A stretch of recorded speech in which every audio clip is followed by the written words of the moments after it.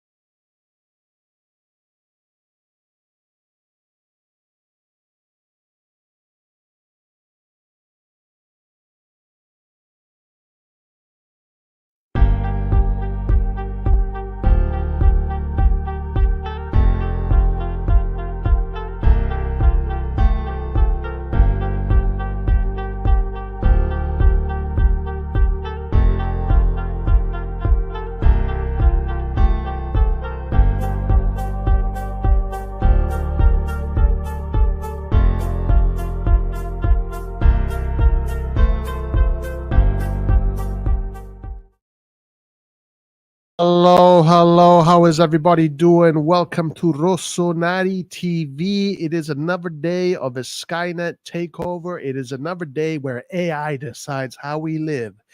AI will decide when you go to sleep, when you go to the bathroom, when you eat. AI will decide everything for you guys. It is coming. It is coming. The AI takeover has commenced. And the best thing about the AI takeover is that AI has taken Milan, guys. AI has bought Milan, and now Milan belongs to Skynet. Hope everybody's having a wonderful day wherever you are around the world. It is Milan has just finished their American tour, and they're back in Europe real fast. Just a tour that didn't really amount to anything, just merchandise, branding. That's what these guys really care about. As far as the sporting aspect, I don't even know if it was worth doing this tour. The question is it really worth going to a different continent to play Juve, Barcelona, Real Madrid? Especially now that you're rebuilding your whole team, you're going to get your ass kicked. It's not good for the players because it doesn't do anything to their confidence. It doesn't do anything for the locker room. You're just going to come back from America with a sour taste in your mouth, knowing that you got fucked.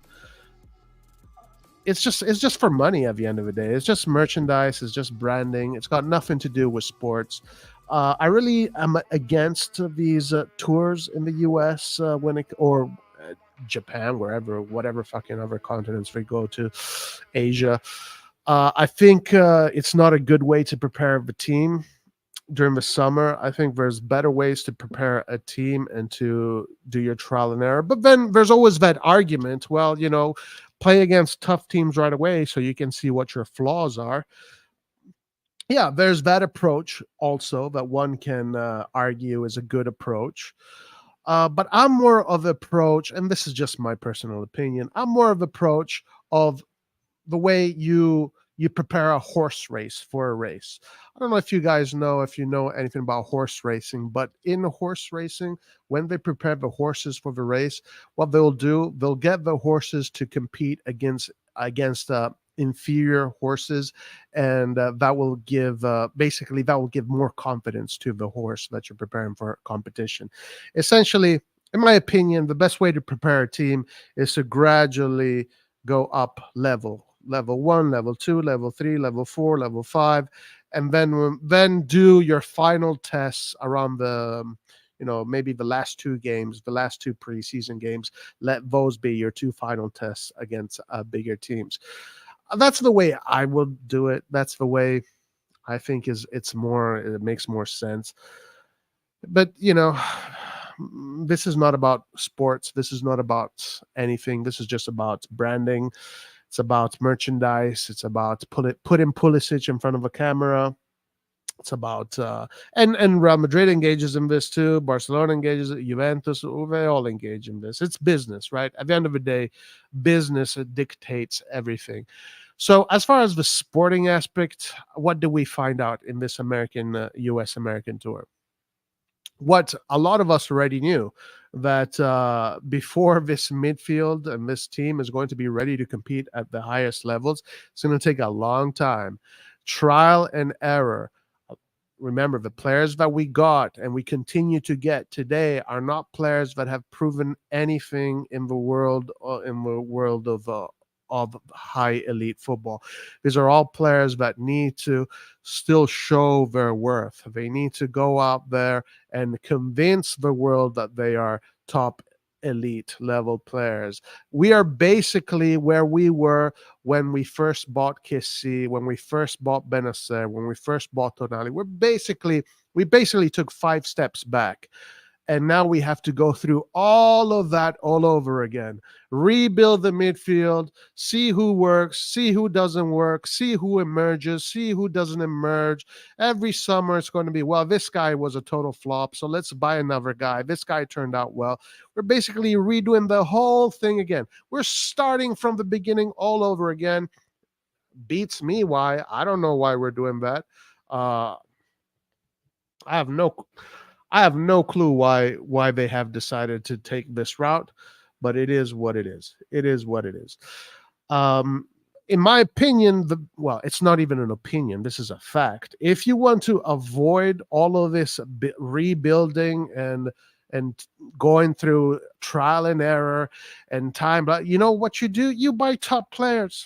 You bring in top Gs. You bring in players that Pioli doesn't need to do a million experiments to figure out what works and where works. You bring in the best players around.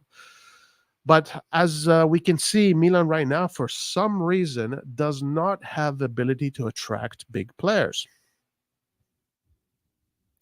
Even this kid here from Argentina that we were linked to, he's chosen Spurs over Milan. I understand people were saying, yeah, but Arda Güler, he's going to choose Real Madrid. Of course he's going to choose Real Madrid over Milan. Come on, Barra. Of course he's going to choose Real Madrid over Milan, dude. Come on, man. It's Real Madrid. Yeah, man. What about Spurs? Why is this? I'm not saying that this kid is the truth or anything. This kid is, I saw his highlights. Look, I'm not that impressed, to be honest with you. But this idea that, this kid chose Spurs over Milan. I mean, Thuram chose Inter over Milan. Fratesi chose Inter over Milan. Gundogan chose Barcelona over Milan. Milinkovic-Savic chose big money Saudi Arabia over Milan. So who are the players that are choosing Milan? The players that are choosing Milan are the players that are not getting any big offers from Saudi Arabia. They're players that are fringes in their teams. Players that, for example, Reindeers, apparently he was being contested with Barcelona, but Reindeers is probably looking at that formation and he's saying, well, if I go to Barcelona, I don't see myself playing that often. Let me go to Milan because this team here, definitely there's a lot of space in that midfield and I'll have a lot of minutes. And good. It works out for us because probably based on the qualities that Reindeers has shown, maybe in a year or two, he's going to be a top level midfielder. But at the end of the day, this Mercato has been an absolute disaster. The AC Milan Mercato has been an absolute, as far as the midfield goes, the midfield that we have built is an absolute disaster. Amateurs. We are being run by amateurs, by noobs. And if Pioli is given the thumbs up to all of these, then this is why it is best for Pioli to not take care of the Mercato. Just let the people that know what they're doing take care of it. You just coach the players. Because it is going to take a long time before these guys become the players that a lot of the people think they're going to become. There's zero chance that these guys are going to amalgamate right away. They're going to kick ass right away. But I do have some good news for some of the people that think that Moncada and Furlani are the best thing that has ever happened to football. I do have some good news for you guys. Right now, Milan is going to play 2 games against Serie C, Serie D teams. Then we have Monza, then we have Bologna, then we have Torino. So you know what? We're going to win a few games. We're going to finally win a few games. We're going to win the games against the Serie C team and the Serie D team. We're going to win against the Monza. I'm expecting to win against Monza. I'm expecting to win against Bologna. And maybe I'm expecting to win against Torino. So now, guys, finally, positivity. Yay, we're the best team in the world. Yay, look at Chukwueze, man. This guy's amazing. Look at fucking Reindeers. Look at that pass he did against that team in Novara. Look at how we played against Novara. This guy's amazing. Yeah, okay. So now the next upcoming weeks are going to be good weeks for the people with the salamis in front of their eyes, because Milan is going to be winning games now because we're playing against inferior opposition. And it's not even a given that we're going to be winning these upcoming games, guys. I mean, against Bologna, I'm assuming we're going to win. Against Torino, that's a difficult game, but I think we're going to win. Against Roma, I don't know. I really don't know what the situation is going to be against Roma. And against Inter, I don't know. I think this year the games against the bigger teams are going to be very difficult. Especially these teams that have clearly better midfields than us. But anyway, at least for the people with the salamis and the mozzarellas and the fucking prosciuttos and the fucking pizzas in front of their eyes, at least they're going to be happy because we're going to be winning a few games from now on. So I give you that. But at the end of the day, guys, this Mercato has been a disaster. It's been terrible. This Mercato does not scare a mosquito. Moncada and Furlani have done a terrible job. They have done a terrible job spending we haven't spent any money, by the way. We're just spending money that from the revenue of last year and selling Tonali. We did not replace Tonali. We do not have a midfielder that can win any balls in the midfield. Our midfielders that we got are all mid-tier midfielders that maybe can become top-level midfielders. Maybe. Musa is only 20. So at 20, you can't judge a 20-year-old. You can't say whether 20-year-old is going to become a flop or not. At 20, he can become a top-level midfielder. You have to leave that door open. 28 for RLC is too late for him. It's too late. Reindeers 25. Let's see. He's maybe. Musa 20. let's see how he develops, because at 20 you still have a lot of information you can absorb. You have a lot of lessons you can learn. You have a lot of experience that you can acquire. So growing 20 years old in the Milan context can become a good thing. So maybe Musa in a few years can become a very good player and can gain some really good experience.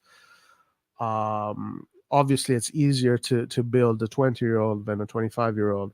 But 25, if you're not already a top G at 25, your work is going to be difficult. But Reindeers does have talent. He does have qualities, and 25 is still a decent age, for him to get in to a certain groove.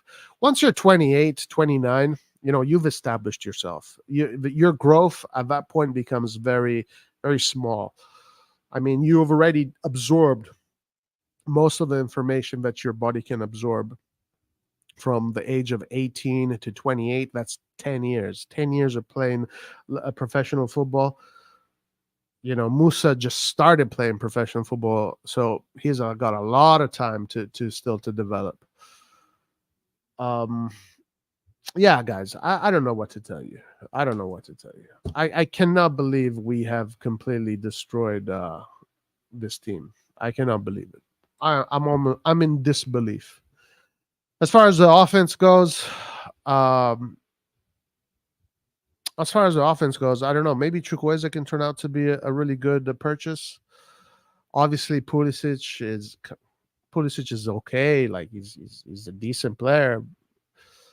Okafor, we'll see. Now, Okafor also is very young, so a lot of lessons to be learned there. Who knows how he will develop. But as far as the immediate impact that we will need for this season, maybe Chukwueze can give us something. Chukwueze is a little bit of a player that is, speaking of people with salamis on their eyes, Chukwueze is one of those players that is putting a lot of salamis on people's eyes. They say, oh my God, look at what he did against Real Madrid. Look at what he did against this and that. But then you look at his overall numbers in the course of the season, and they're not super impressive. They're exactly the same as Brahim Diaz. If I open up a Brahim Diaz highlight reel, you see Brahim Diaz take on 3 Juventus players and score a goal. You see Brahim Diaz split Napoli in half and run from our midfield to their goal and set up whoever for a goal. You have these crazy magical moments from players like Brahim Diaz too. But at the end of the day, what really matters is how many goals do you bring? How many assists do you bring? What kind of impact do you have? There's the top G impact, there's the mid G impact, and there's the bottom G impact. Leao is top G impact, right? 25, 26 goal contributions in one competition. Then the mid G impact is what Brahim Diaz brings or Giroud brings, or what Chukwueze brought. So, I mean, is Chukwueze a top G or is he a mid G? According to everything that we've seen with Chukwueze so far, his numbers say that he's a mid G. They don't say he's a top G. Now, I don't know. Maybe he's going to have a super jump of quality in AC Milan, and maybe he's going to find the right formula here, and he's going to provide top G numbers. That is a possibility. But a more balanced take on him is, first, let's see how he plays.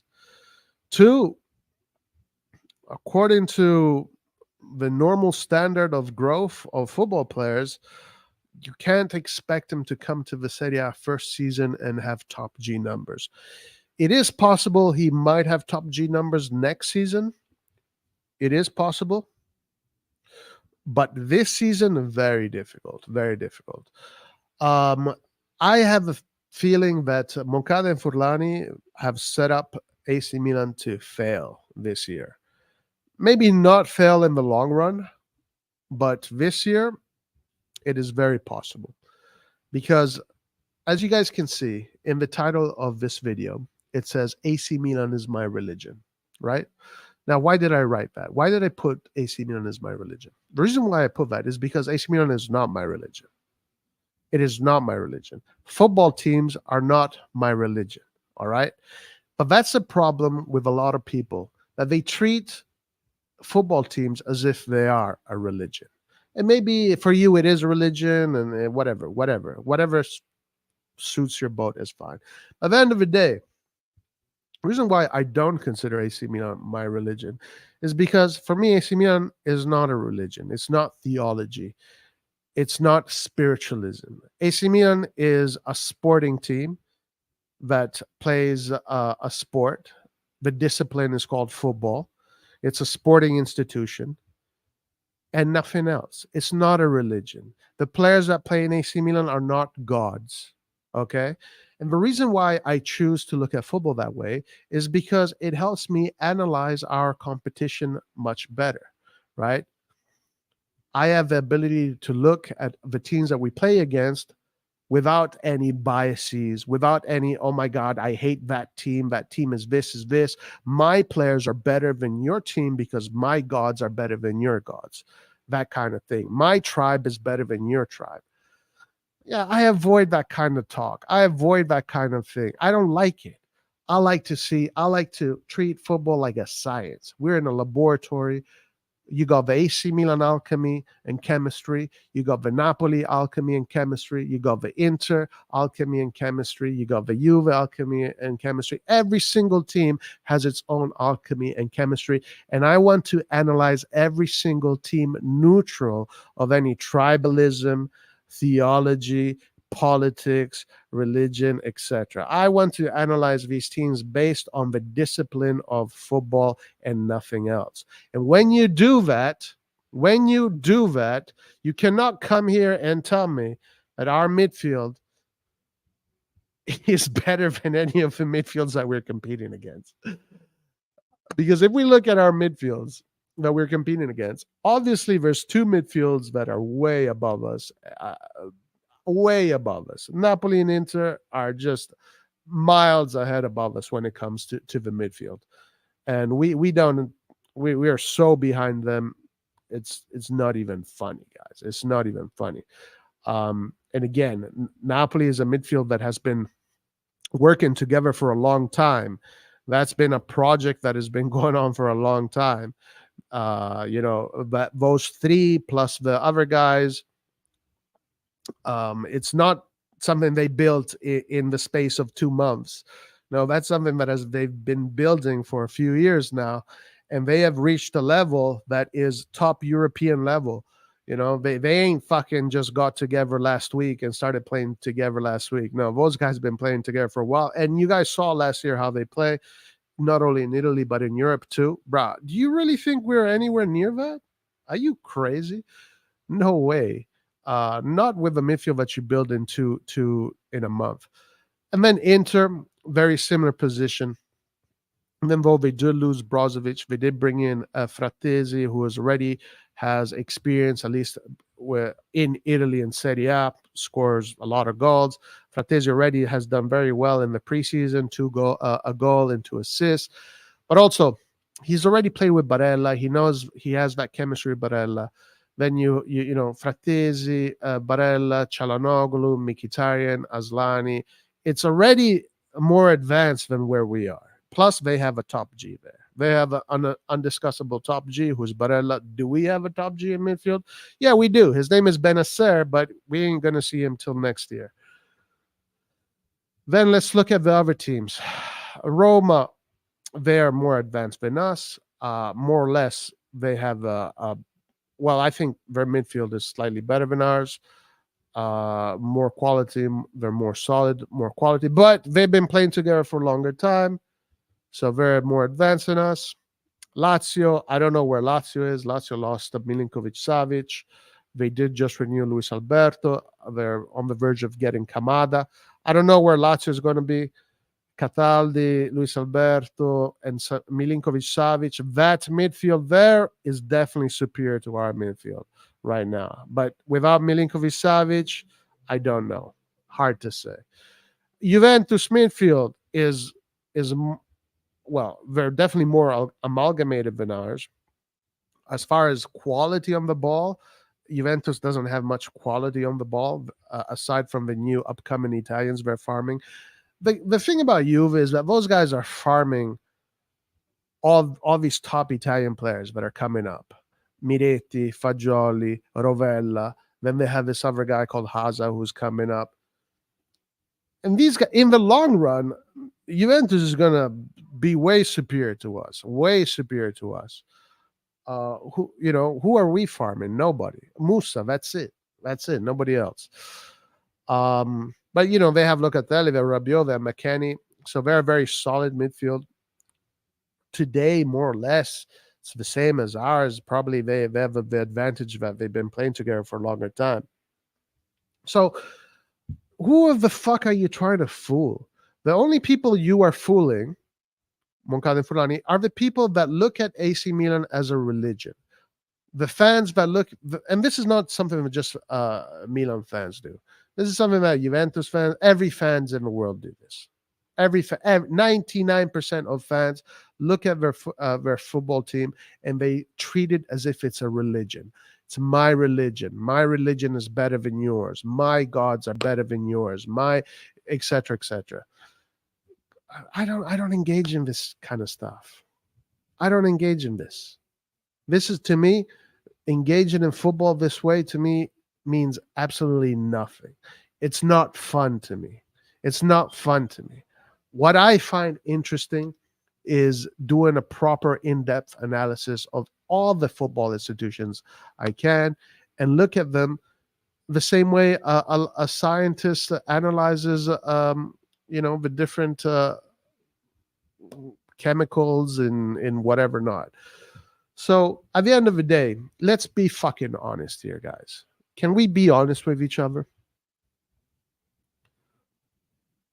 This Mercato is a tragedy. This Mercato is a tragedy. How the hell did we go? And there's also blame to Maldini on this one here, guys. Don't worry. Don't worry. It's not just Moncada and Furlani. There's also some blame there to Maldini. How the fuck did we go from Benasser, Kessie to Tonali, who was... we were on the verge here of developing one of the best midfields in Europe, to RLC, Reindeers, and Musa? Like, what? How did this happen? It felt like it happened overnight. It felt like we got robbed overnight. In the space of one night, we got robbed.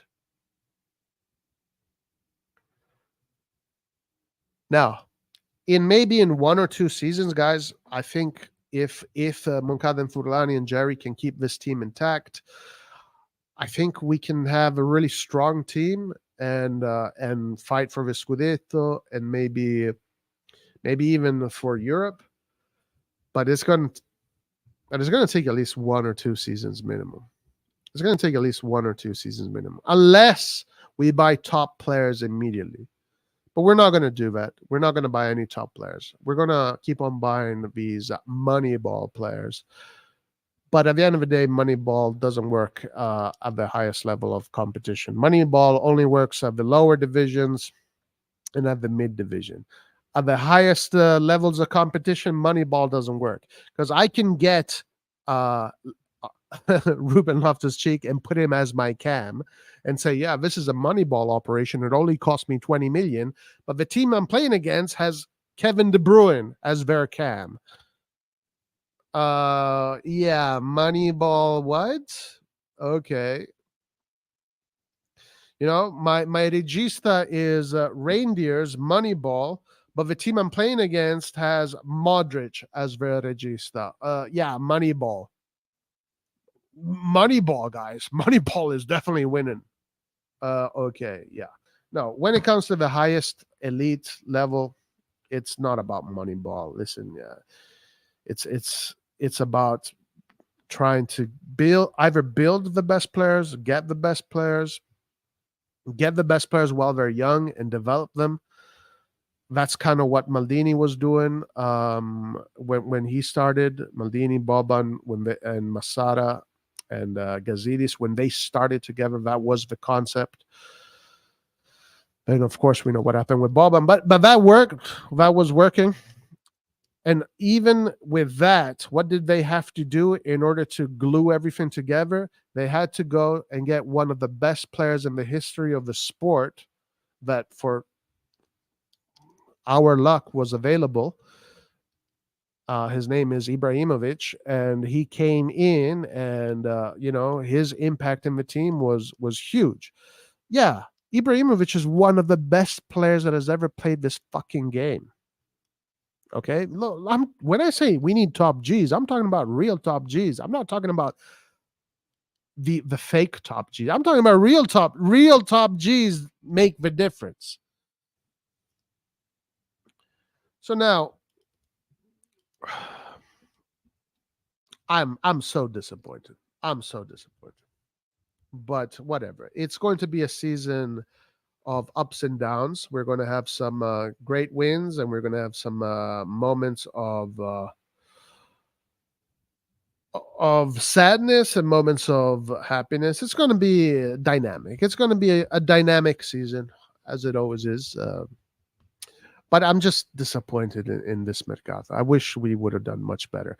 And it's got nothing to do with Moncada and Furlani, guys. If Moncada and Furlani would have brought us players, real players, and no disrespect to the guys we got right now, I think the guys we got right now are all great role players. They're good role players, players that you can develop, but in the immediate context, very poor. And there's no top Gs.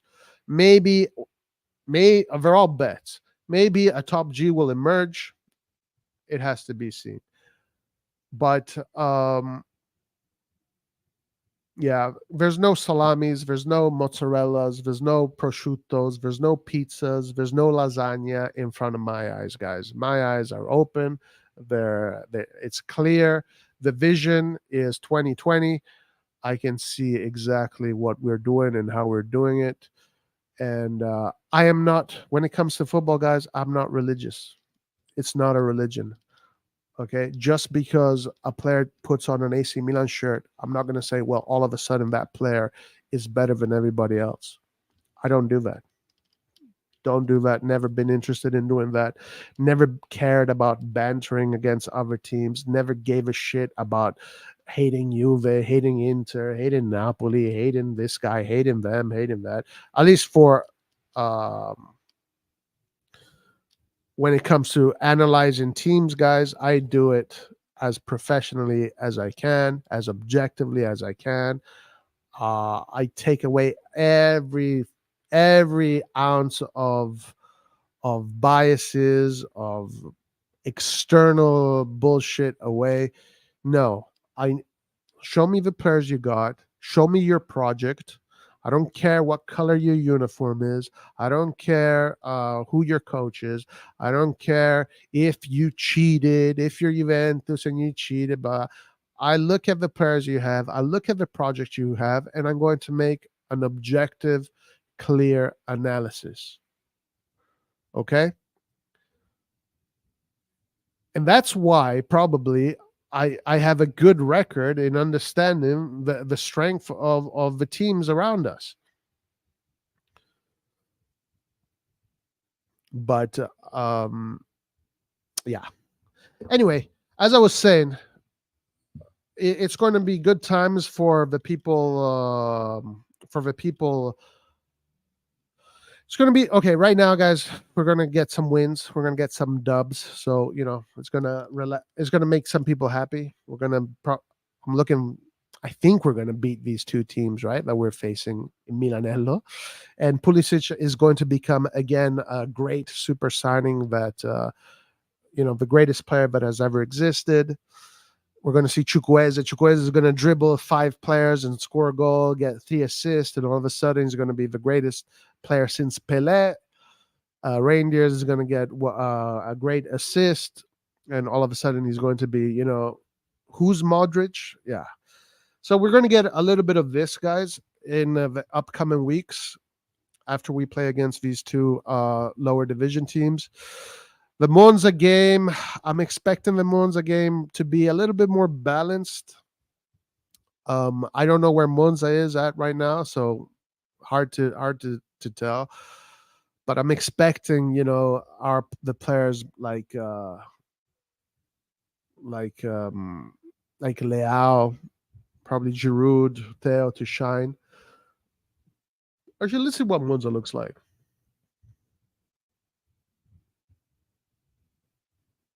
I'm curious. But yeah, guys. So in the next upcoming weeks, it's going to be back to Okafor, greatest player that has ever existed. Moncada Furlani, the best things that have ever happened to football. So we're going to go back to that. You know, obviously now that we lost to the 3 games in the USA, everybody is angry, etc., etc. But you see, for me, this I don't fall for any of this shit. I don't fall for any of it. Nada. All right, let's look. Let's see what Monza is looking like.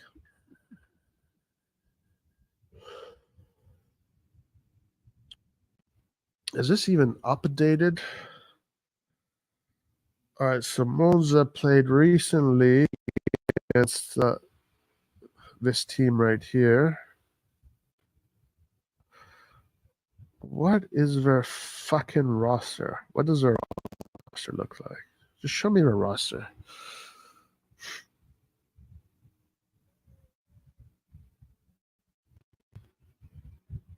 All right, up top, they have Gianluca Caprari, Andrea Petagna, Dani Motta, Mirko Maric, David Diao. So obviously we should be like a lot of levels better than that, right? Obviously. Midfield, Carboni, Pessina, Carlos Augusto, Gagliardini, This kid here, Vignato, guys, is amazing. Amazing. I saw him in the U21, U19. This kid here is going to become a top G. A top G. Guys, the U19 has some top Gs. Another level. They got the Juventus player Haza and this kid here, Samuele Vignato. Mamma mia, ragazzi. Top G in the making, this one. But still very young. Still very young. Okay, Valotti. Oh. And their midfield is not too bad. It's going to be a decent test. Decent test. Obviously, our defense is. Well, they have a lot of Italians. Valentin Carboni, Armando Izzo, Kariakopoulos. Okay, he's playing with Monza now. All right. In theory, guys, we should win this game, right? The midfield is where things start to even up a little bit more. In theory, we should have a more experienced midfield with Krunic, with RLC. Not so much with the Musa, I guess. Musa is still quite young.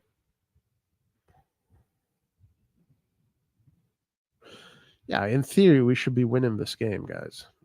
In theory, we should be winning this game. But that Samuel Vignato kid is, boy, wow. He is freaking good.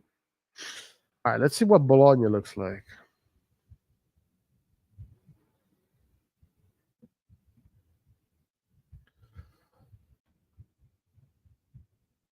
I mean, if our midfield can't perform against Monza, guys, I'd be very, very worried.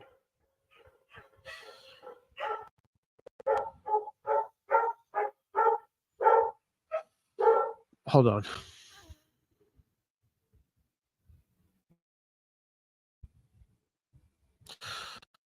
Okay, so let's look at Bologna. Bologna, they're forward. They have Arnautovic. Oh, zitti un po'.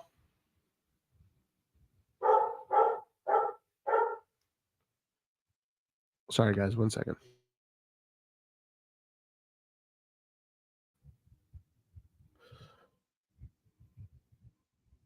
All right, so Arnautovic, Joshua Zirkzee, don't know him, Musabaro, Orsolini, Van Hooydonk, Origi Okonkwo, Gianmarco. Yeah, I don't know most of these guys. Yeah, I mean, the offense, guys, if we don't have a better offense than this one, I don't know what to tell you. Of course, we have a better offense than that.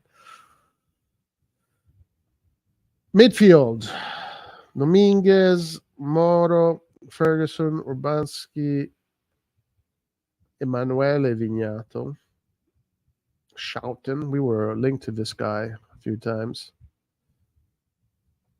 I mean, come on. If we can't beat these guys, I don't know what to tell you. Defense, De Silvestri, Samaro.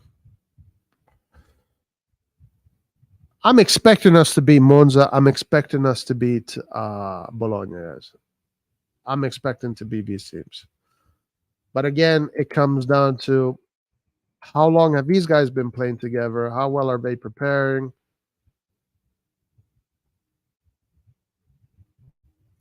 I'm expecting to win against these teams.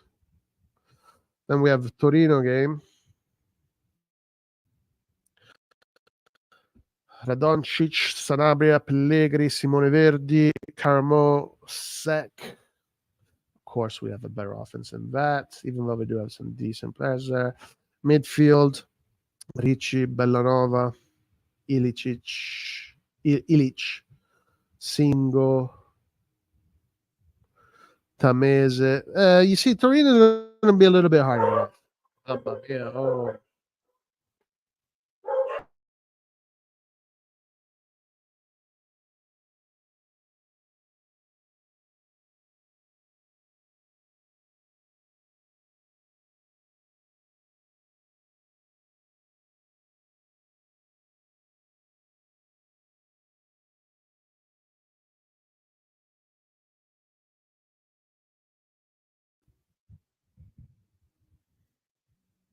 Anyway, all right.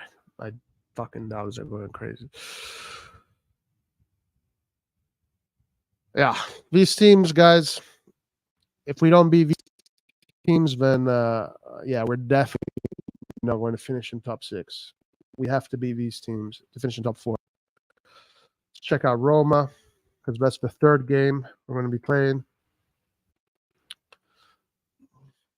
Roma, I think this year is going to be a big surprise. Roma is going to be a big surprise. So, yeah, if they're going to bring in another striker here instead of whoever, I mean, this is a good offense here. It's a good Dybala, Pellegrini, Stefano Sharai, Belotti. This guy's young, he's all right. But if they bring in another guy here, you know, if you're playing against Dybala, a Scamacca, and a Lorenzo Pellegrini, and then they bring in El Shaarawy, then they bring Belotti. I mean, that's a good offense in the end of the day. It's not a fucking offense that we're going, oh, easy, guys, easy. Oh, yeah, Milan, easy. This is going to be difficult.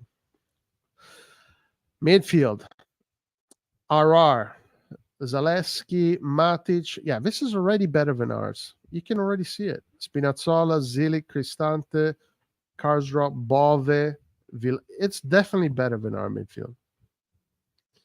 Now, the reason why Spinazzola and Karsdorp are considered midfielders is because they play with 3 at the back, and Spinazzola is a right wing back. So he is playing in the more advanced position. Yeah, it is clearly a better midfield than ours. I don't care. You guys can freaking put all the salamis in front of you as you want, but this midfield is clearly better than ours. Defense: Smalling, Ibanez, Mancini, Indica, Kumbulla, Christian. Man, this is a good defense too. Roma has a good team, guys. Roma has set up, and their coach is a top G coach who maybe plays a football that a lot of people don't like, but it's not about playing a football that you don't like. It's about putting 11 lions on the pitch. And he's had these players now for 3 years, and they added RR to the squad. They've added Christensen to the squad. They're going to get a striker.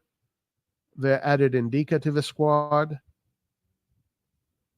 So it's not like they're It's not like they're rebuilding all of this with new players. No, these are all players that have been playing together. It's like if we had, um, which was better than this, by the way, Benacer, Tonali, Kessie, Krunic, and then we're adding on top of that, right? Now that midfield there was top G, guys. Benacer, Tonali, Krunic, Kessie, man, that midfield was super top G. But you add on to that, come on. This midfield is clearly better than our midfield. Clearly better. If we had Benacer, it'd probably be different, but the offense is. I mean, we have our top G is Leao. They have their top G, Paulo Dybala. Their strike, if Tommy Abraham was fit, he'd be more or less the same. And probably scores more than Giroud. Lorenzo Pellegrini is a top G. Stefan Sharawi is mid. I don't know if he's a top G. I wouldn't say he's a top G. Andrea Belotti is not a top G. All us, it's more or less the same as ours. They have a top Dybala. Are you telling me Dybala is not a top G? If you tell me that Dybala is not a top G, is because for you football is theology. No, if you're going to be honest with yourselves and you're going to be, you're going to say, yeah, Dybala is a top G, Leao is a top G. I don't know who their striker is going to be. We're going to find out. Let's see who it's going to be. If it's Morata, it's not that different from Giroud. And Stefan El-Shaarawy, is he really that different from Okafor? Or Andrea Belotti, is he really that different? I guess Lorenzo Pellegrini is, for them, it would be who Chukwueze for us. All right.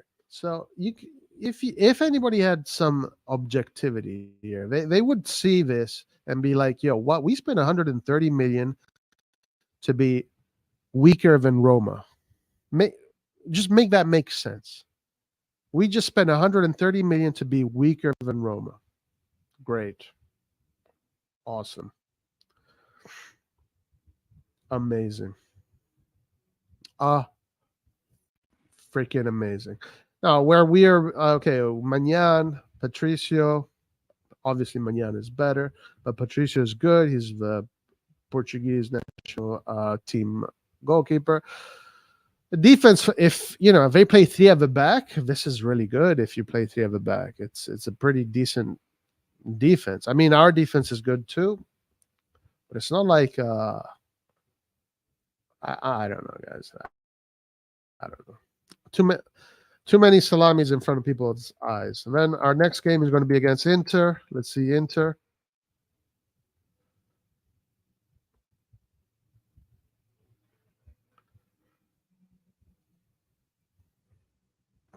So Inter up top have Martinez, Correa, Thuram, Sebastiano Esposito, also very good player.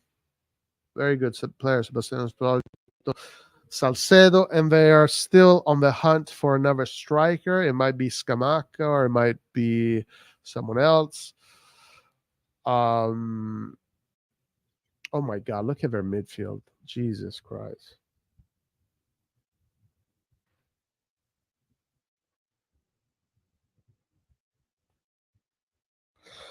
Anyway, yeah, so attack, obviously last year they were definitely better than us for sure. But this year they've lost something. You can definitely, unless they bring in another striker, for now they've definitely lost something.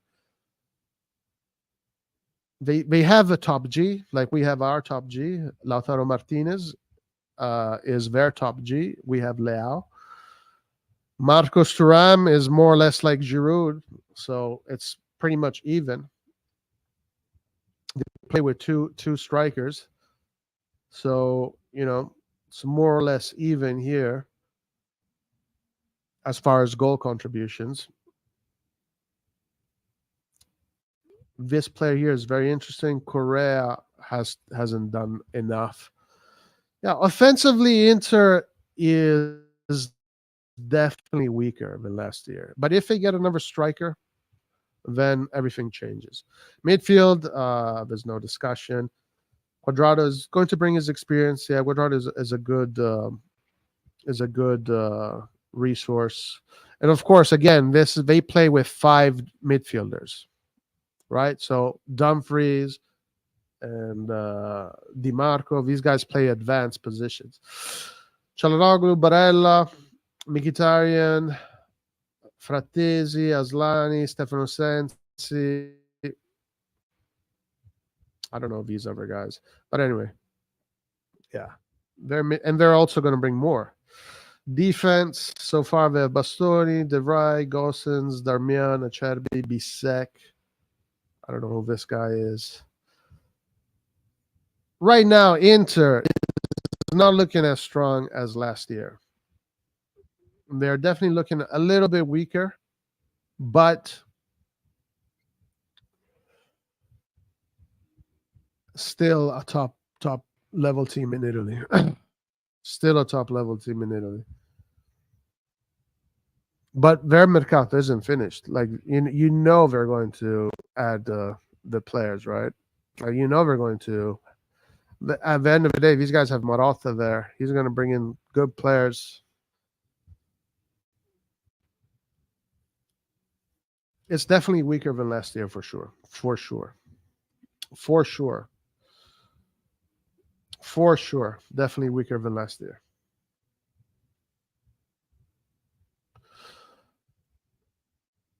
All right.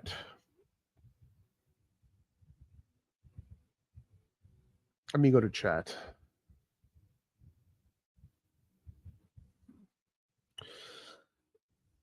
What's up? Joel John, is the dog's name Krunic? No, it's Sheva. Jared needs to bring some investment from USA. Guys, we need to invest in this team. There's no investing.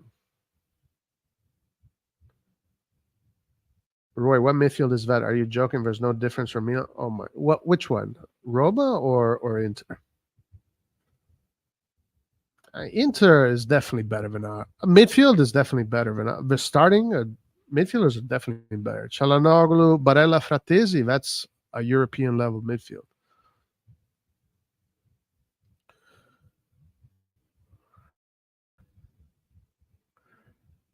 Right. What's your opinion on Krunic pushing to leave a team? I don't know. I guess he's tired. He's tired of being used as a utility man. He probably wants to play more often.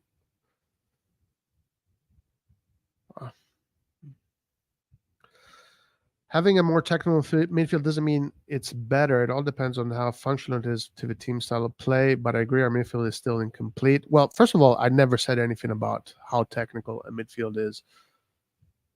I'm talking about the impact.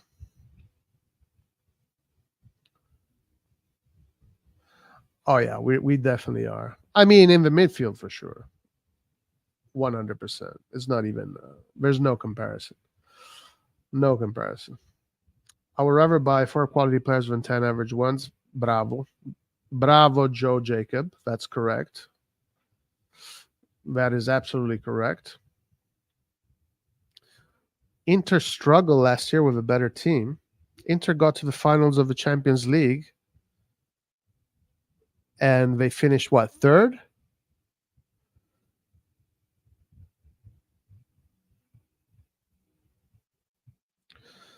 Yeah, I wouldn't. Guys, we finished 5th, by the way, last year. All right, the only reason we're in the Champions League is because of the Inter Juventus thing. Well, let's not forget we finished 5th last year. Inter has lost something in their offense.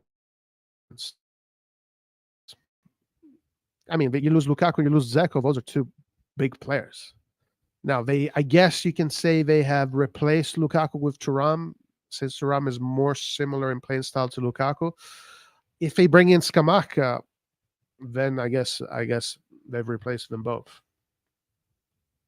But of course, both Scamacca and Thuram need to prove their worth. Roy, PSV buy Branks for 12. Yeah, we probably should have done this. We should have probably just paid for Vranks, kept him, And then rather than spending 20 on this guy, 20 on that guy, 20 on this guy, just spend the money on top G's. Top G's.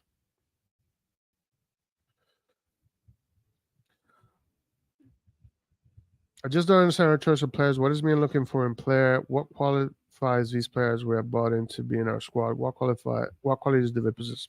I don't know. I've been asking that question for a long time. Inter struggled in Serie A last year. Only Juve knows the trick. Napoli was exceptional last year.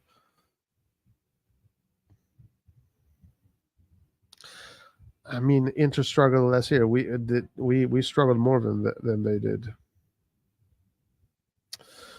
We shat on Juve, yet they have a more impact team in US. Wake up, Milanisti.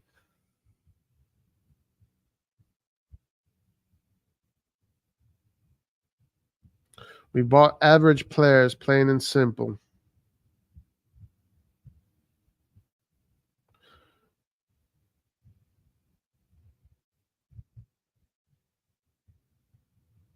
Roy, you don't think Krunic pushing to leave is because of the direction the team is going? I don't know, because I mean, who is Krunic really to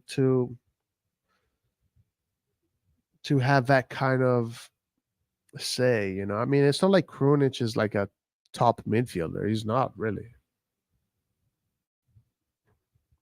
I don't know. Maybe he just likes. Maybe he's done with Milan. Maybe he wants another challenge. It's not like Krunic is like a player that has so much power that he can decide, you know what, I don't like the direction.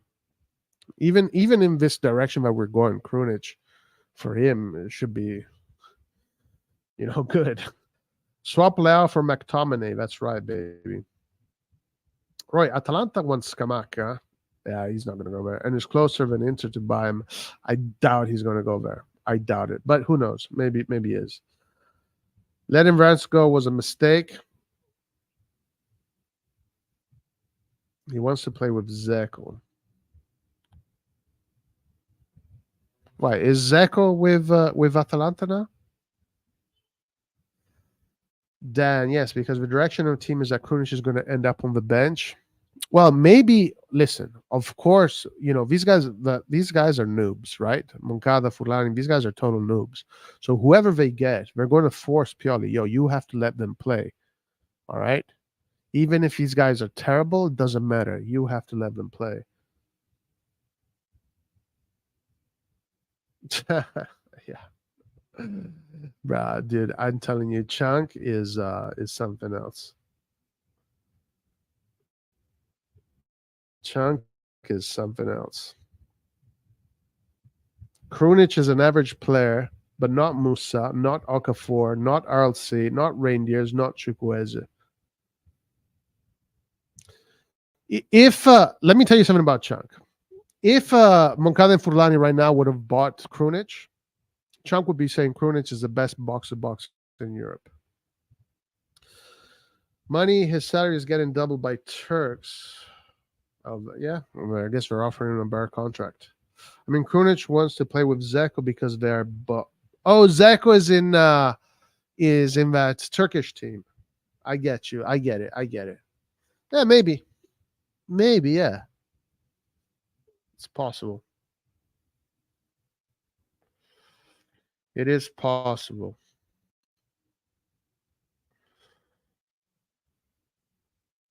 It is definitely possible. Let's see Lazio, what they look like.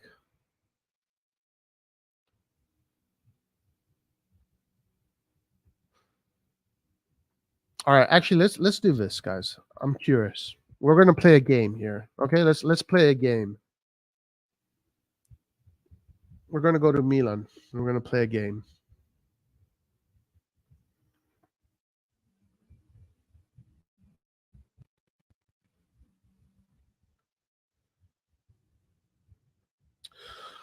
All right, so let's look at our forwards. Giroud, Origi. Well, Origi, I don't know if he's in. Okafor.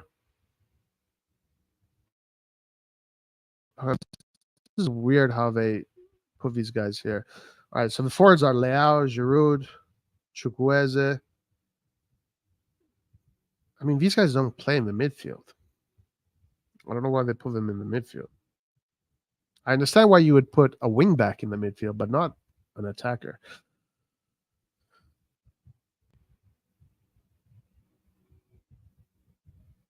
Huh. All right. Anyway, let's play a game, guys. All right. So we have 3 categories. All right. We're going to use 3 categories: top G, mid G, bottom G. All right. So let's get everybody involved. And we're going to do this game. You interpret that saying Musa for. No, I don't. They're just the same level as Krunic, my man. They're the same level.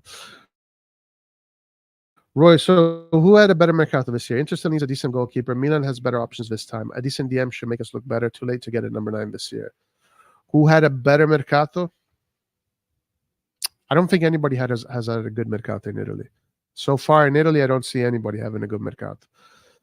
I think Milan had a great opportunity to do a super Mercato, and they blew it. But I don't see anybody in Italy doing a good Mercato so far. The team in Europe that I've seen that has done a really good Mercato is so far is Real Madrid, maybe. The Mercato is still a 1 month line, but in Italy, I have not seen one single. I think Roma, probably Roma. I would so far give it to Roma, but it's not complete. If Roma can maintain their team with the addition of Arar and Dika, Christensen, and they can bring in a striker, that's a good Mercato. Because they have a ongoing project that has been consistent. This is Mourinho's 3rd year. And if he gets this kind of depth, I think Roma I'd give edge to Roma right now, actually. Milan, we had such a great opportunity, man. Like, we could have brought in Milinkovic, Savic. There was Gundogan available. Arar, but Roma was available. You had Goulet that was available. He got injured, by the way. Frattesi. How the fuck did we miss on Frattesi? How did we miss on Frattesi? We had Ndika. Ndika was available. You had Tielemans that, he was available. Man, Milan missed some great opportunities.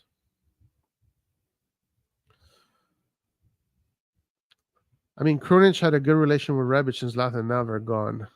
Oh, you think it's the Eastern European connection? Maybe. They count them as if we're playing a 4-5-1. Yeah, I guess they are. You think we should have gone for Frattesi or Kamada? Yeah. Yeah, absolutely. More Frattesi than Kamada. But yeah, why not? The most definitely aren't, but you're free to keep whipping yourself and complaining if that's what. Yeah, okay, Chuck.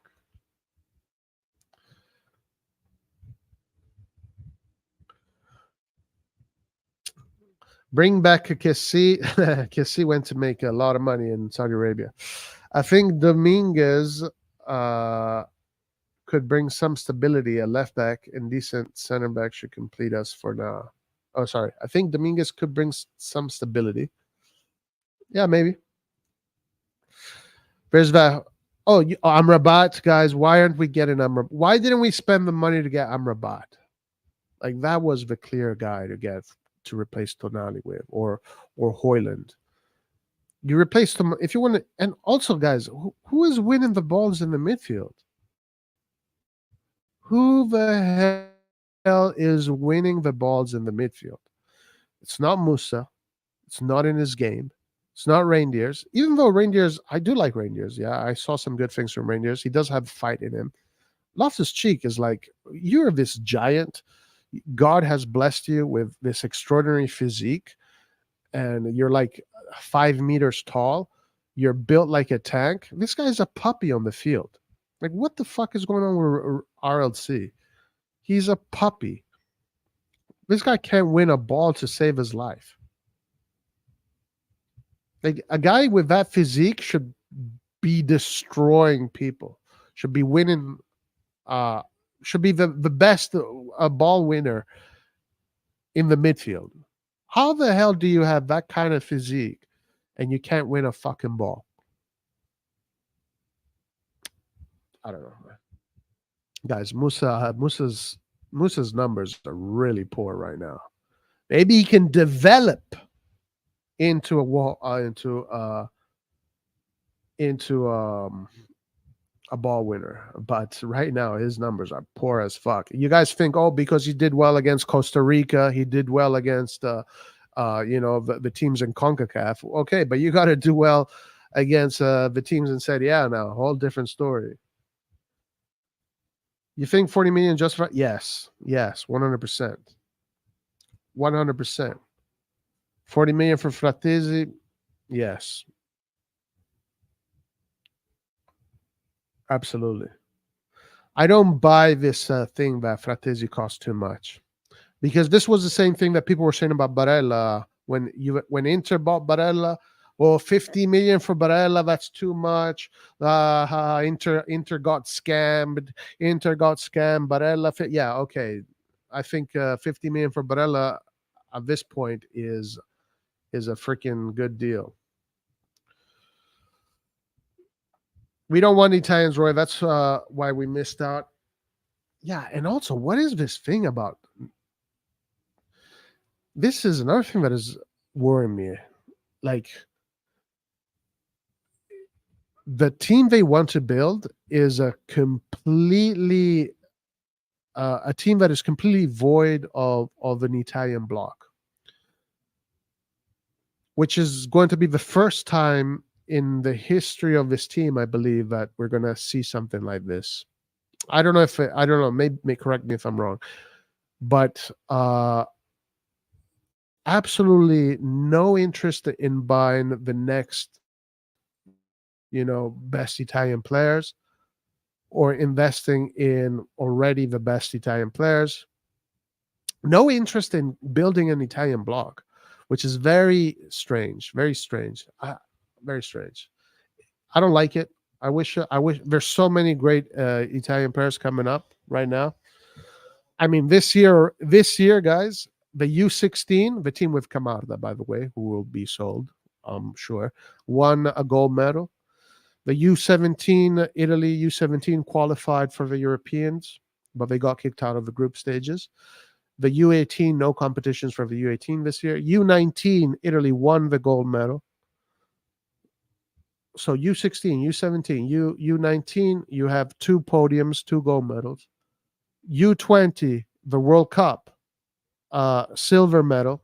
So now, out of 5 Italian national teams from the academies up to the U20, you have 2 podiums, 3 podiums, 2 golds, and a silver. The U21, really good squad, but they bottled it completely. But they qualified for the Euros.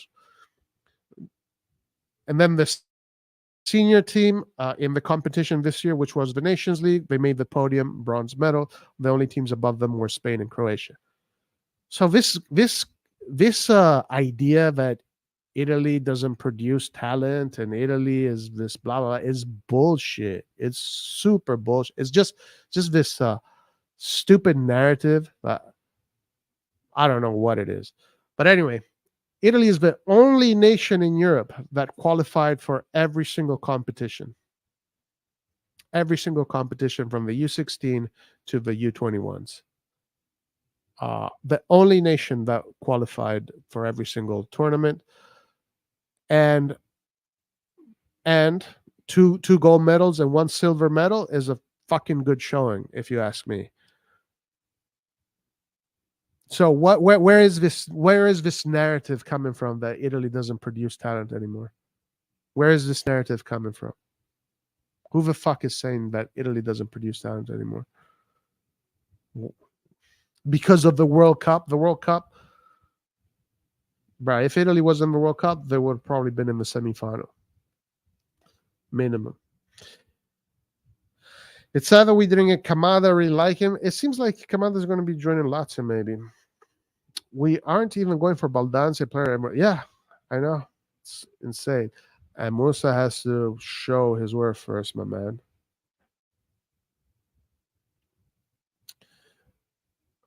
Musa can win the balls in the middle. I watched Musa highlights. He can do that.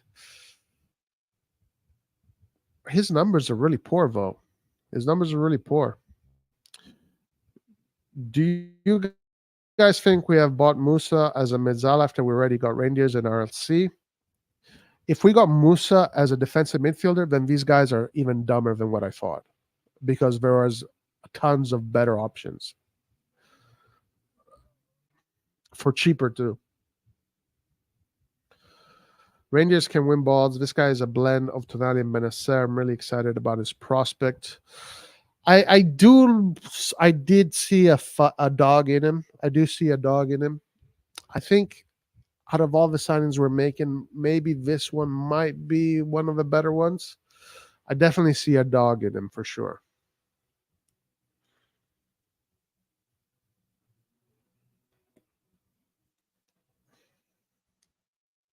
I definitely see a dog in Reindeers.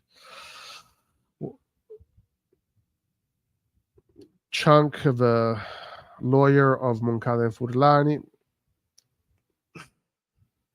Why would you even think about being out of possession? That's never going to happen. 0-1-0-0-0-1-0-0-0.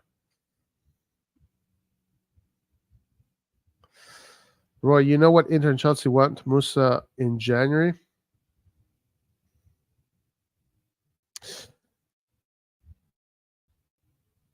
Okay, but they didn't go for. I don't know. Maybe guys, listen. My analysis of Musa is this: he has the qualities to maybe become a top player. He's only 20, so he can only go in two directions or in three directions.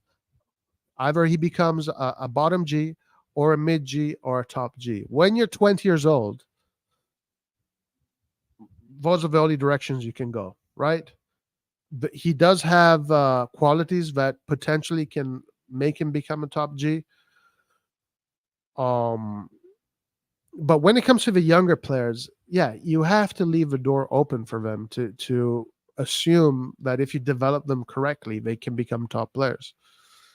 But anyway, Ernesto, the teams that this summer were after Musa was Aston Villa and some other bottom English teams. Well, I know you're analyzing the wrong numbers.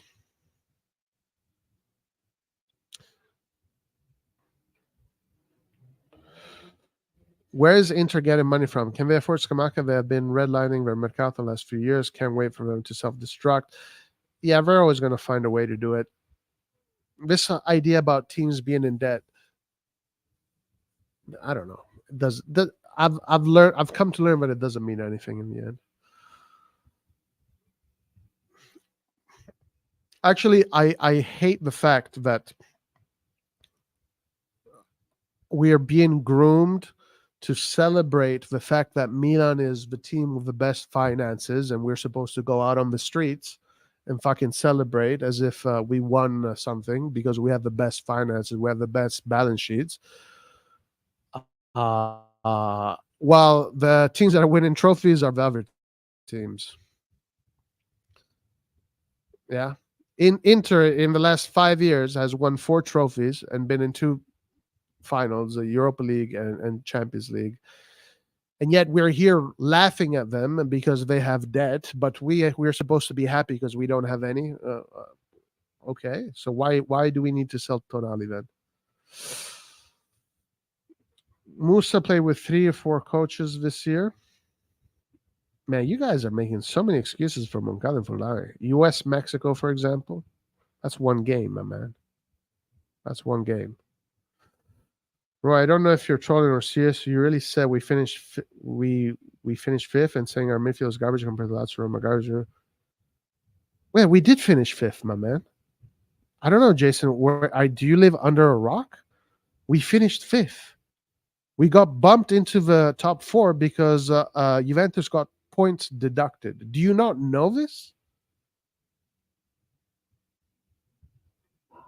And if you listen closely, actually, let me see what Lazio has.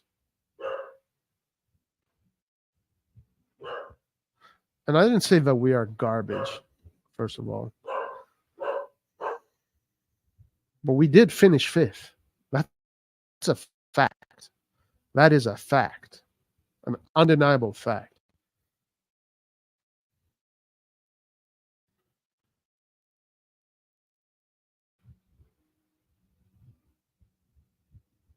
Undeniable fact.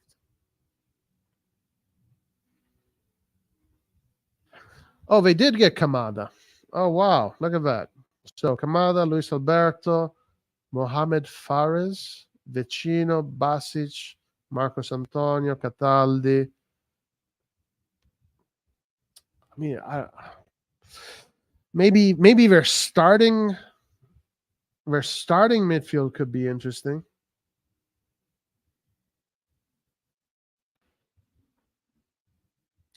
Forwards.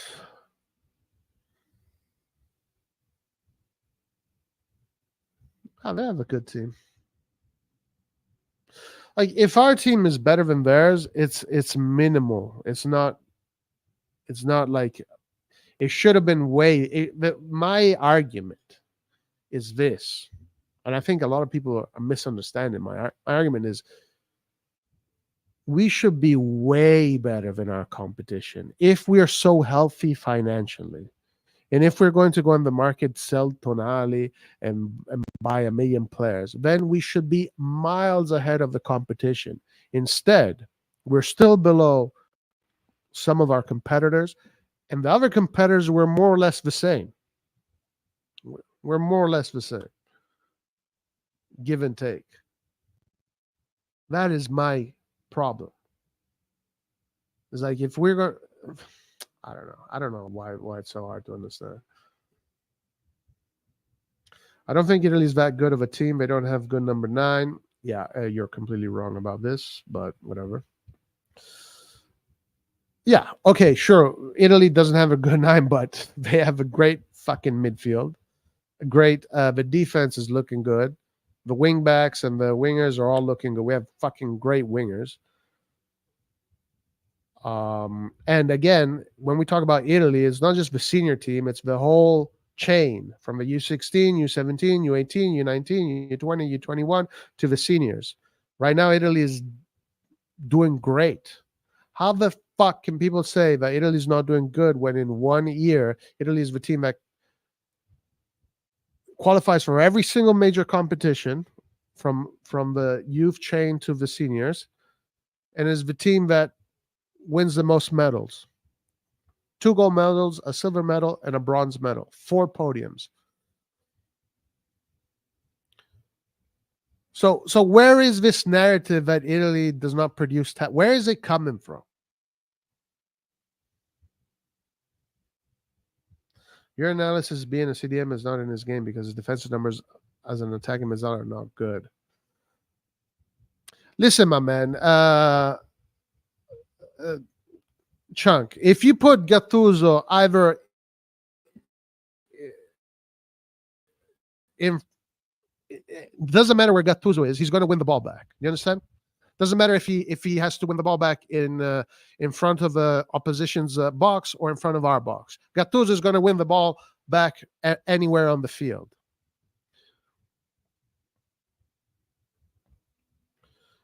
If you're a ball winner, you win the ball anywhere on the field, my man. Your numbers have to be decent anywhere on the field.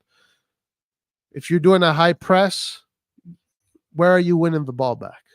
Doesn't matter if you're Mezzala or you're CDM. If you're doing a high press, you have to win the ball back in the more forward positions.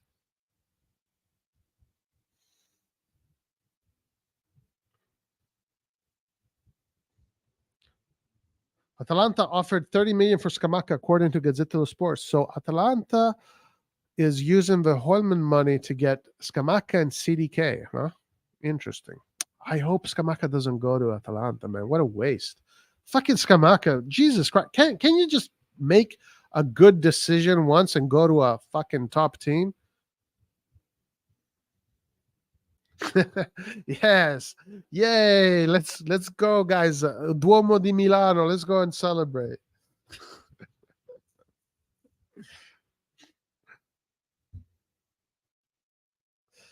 Our performance in the friendlies against top teams was very encouraging. What? This is a troll. This is a guys. This here is a great example of a troll. Was encouraging.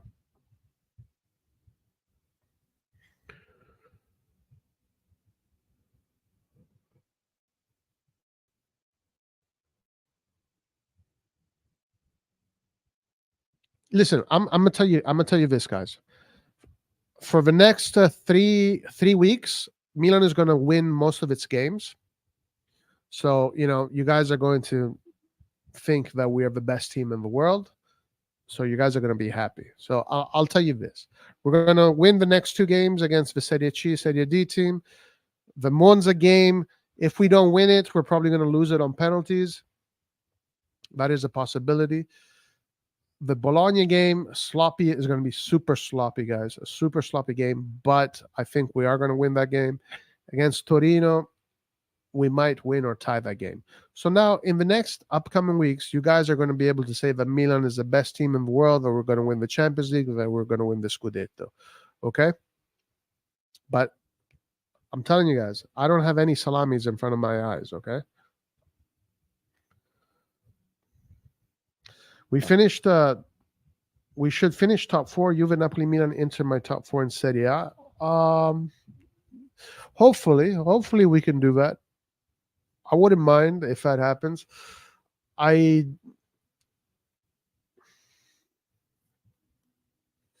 So Juve only has the Serie A to worry about, so it's a big advantage for them. Allegri doesn't need to think about turnovers and managing players. He has one competition to think about the whole season, and he can just organize his team based on that one competition. So Allegri is going to have the easiest job out of all the coaches. And he has a team that has a roster which is good enough to win the Serie A. So for sure, Juve, you have to consider them not only one of the favorites, but top four contender. Napoli, if they can just replace Kim and add actually, let's look at Napoli.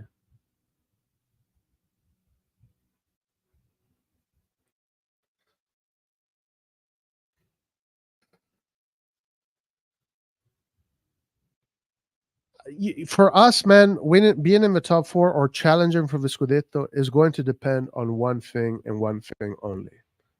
How good is our midfield going to be? Is our midfield going to be a top level midfield?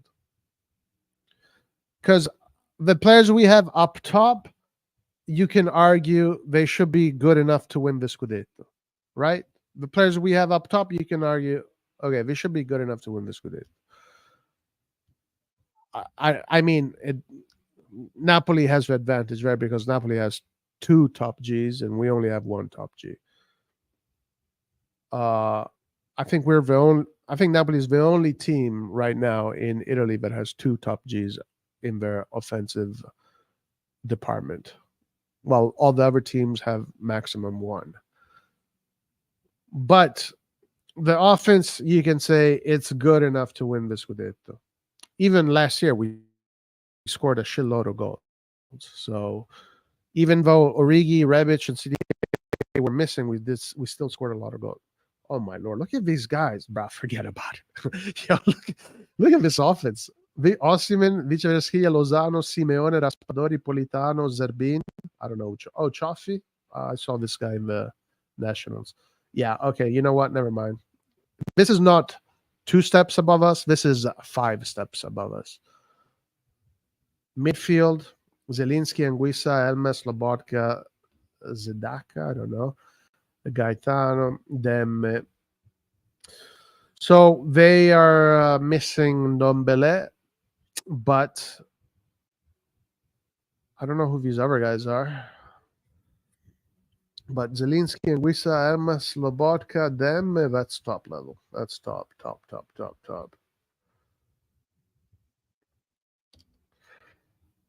top.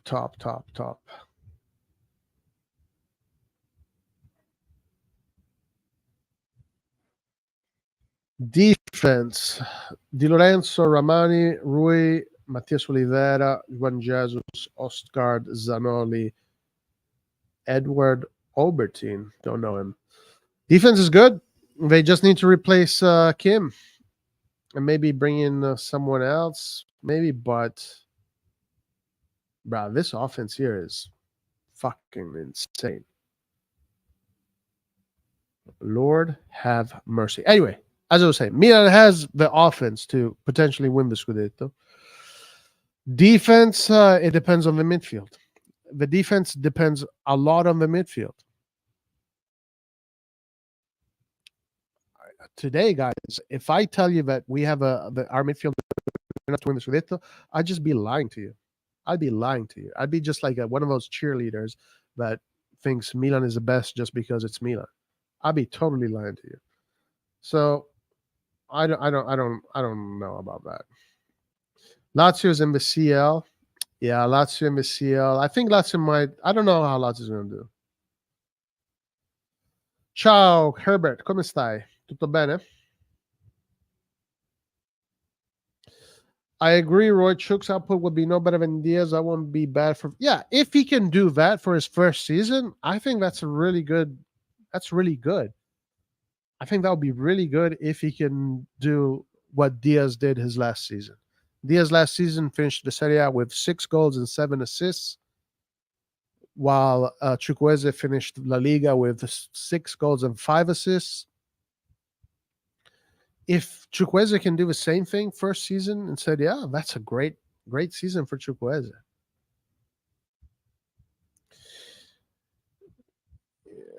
Yeah, I don't put too much weight on it. I don't put they fucked up. You know, they fucked up games they shouldn't have fucked up. Does it mean that Italian football is on the decline? No, it's definitely not. Because the results of this year definitely show they're not. And listen, if Italy would have made any of those World Cups, there's a good chance that Italy would have gone far. I'm not saying they're would have won it. Like the World Cup in Qatar.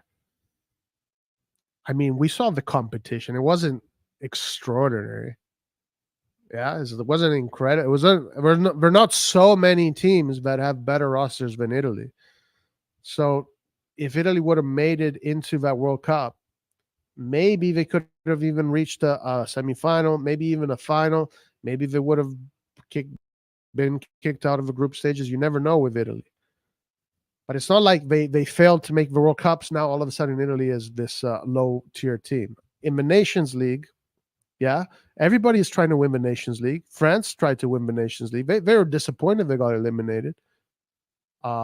Germany, England, Spain. Didn't Spain celebrate like hell when they won the Nations League? These guys are trying to win the Nations League.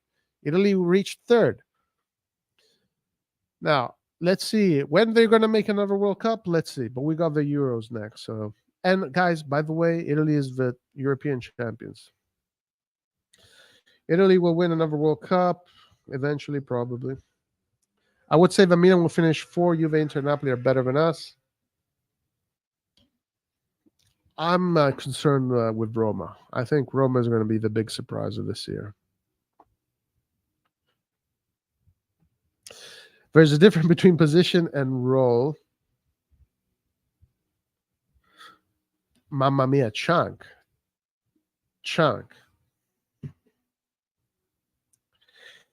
So are you telling me that if Musa can only be a good ball winner if he plays lower on the field, but if you put him 10 meters in front, he can't win the ball anymore? It's a quality that either you have or you don't. No? Roy talks sense about Milan and goes fanboy mode about Italy. I mean, how can I go? I mean, I just told you. U16 gold, U17 qualification, U19 gold, U20 silver, U21 qualification, but eliminated or just let's call it qualification, and the senior bronze. Is that bad? Is that so bad? Roy, you want Scamacca to go to Inter and beat us? No, I think Scamacca should stop fucking being a bitch. At this point, Scamacca is a little bitch. Stop going to West Ham, Sassuolo. I thought go to a fucking team that plays in the Champions League. You fucking little bitch. I'm so tired of this fucking bitch that Scamacca is. Jeez, like Frattesi is the one that has balls. Frattesi and Raspadori. These guys have balls. But Scamacca, fucking stop with this low tier bullshit. Go to a top team, damn it.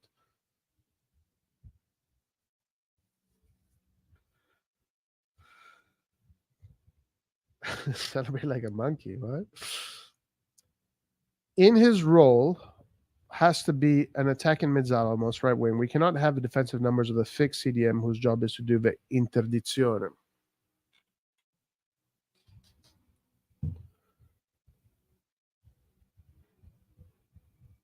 Well, I mean, I think if you're good at winning the ball, you win the ball in any position you play. Now, of course, if your job is just to be in the back and it's solely to do that, of course your numbers are gonna go up. But isn't listen, guys, he's 20 years old, all right? He's 20. He's never played in a big team before. He's played in the US and the CONCACAF. That's the biggest stage he's ever played. If you think Musa is going to come to Italy and all of a sudden be the best freaking defensive midfielder in Italy, then I have a golden Ferrari that I'm going to sell to you for 2,000 bucks. You want to buy it? I'll give it to you for free. Let's finish top four this year. Will be another transition. We need, yeah, this year, guys. This year we need to finish top four. I don't know if we can. The midfield is a problem. The attack can do well. The midfield, mamma mia, what a disaster. What a disaster. And when we was playing as a fixed CDM, his defense. Okay, but against who, brah? Against who? I'm not trolling. We should have beat Madrid. Drew Juve. We should have beat Madrid. Yeah, the Madrid game was positive. The Juventus game was not positive at all. Guys, listen, just because we held the ball longer than they do, they totally were on top of us that whole game. And it is concerning. If you look at the stats of that game, Juventus had more shots. They had more successful dribbles. They had more challenges won. They had more shots on goal, more chances created. I think we had 3 shots on goal. That's it. And 2 of them were goals. Don't get fooled by the fact that Juventus just leaves you the ball. That's how they play. It's disgusting. Yes, we all agree that Juventus plays the ugliest, most disgusting football that the world has ever seen. If, guys, this was a Juve channel, I'd be shitting on Juve more than anything you would ever see, guys. If this was a Juve channel and this was Juventus, fans here, bro, I'd be shitting on Juve more than the way Juventus plays is the most disgusting thing in the history of the game. Juventus is the antichrist of football. Juventus is the most disgusting iteration of football there is. But it's the way they play. It's their strategy. And as long as they maintain their strategy and then they get the results with their strategy, for them, it is what it is. In transition, guys, Juve is good. It's good. Watch out. Watch out for Chiesa too, because Chiesa's back. Humility. Bruh, you're asking me to be humble? Come on, Chunk. You know I can't be humble. It'll come down to Pioli and how quickly he will make the new players at ease in their own position to perform the best they can. Pioli and physiology. And physiology.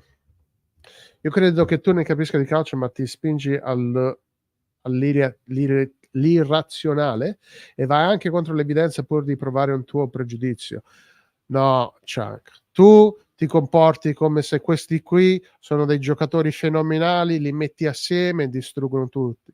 Devi capire che prima che questi qua riescono a comportarsi come una squadra vera, ci vorrà tempo. Ci vorranno mesi, dovranno fare tanti errori per capire poi cosa non fare più. Sarà un disastro, vedrai. With Napoli, I wouldn't underestimate the fact they changed the coach. Could be a big factor. That is definitely true, for sure. Lazio won't make top 4 this year. Yeah, maybe you're right about that.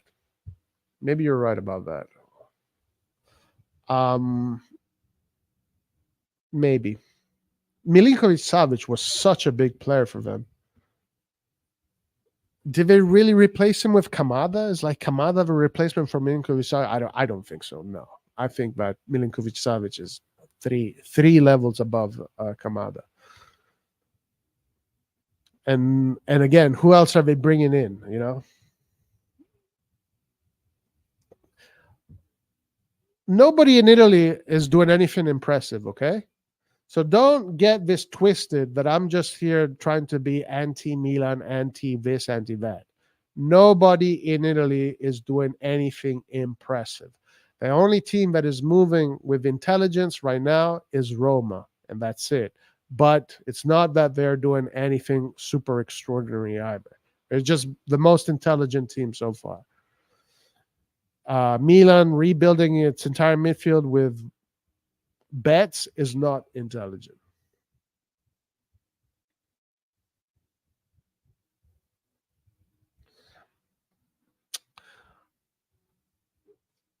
Cosa devo scoprire?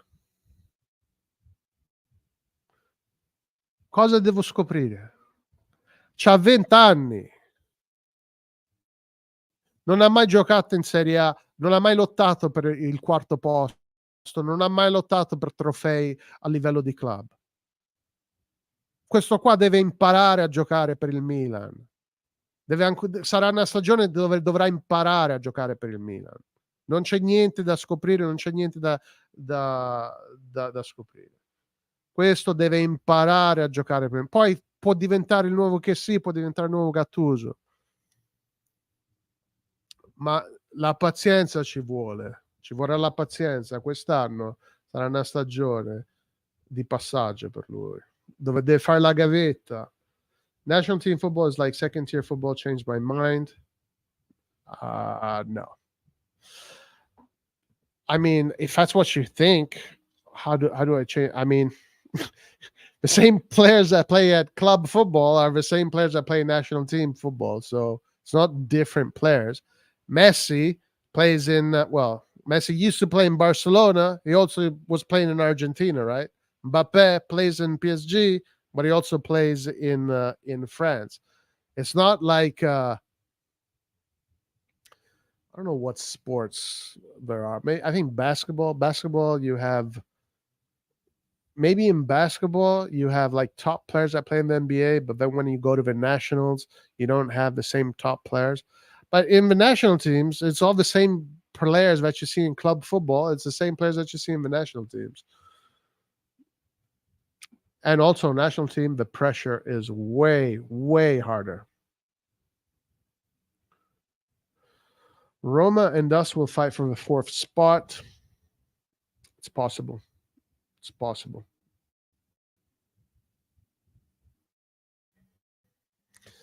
God forbid if Milan ends up with a bad season, Pioli should be fired. Who should take over next? I have zero clue, my friend.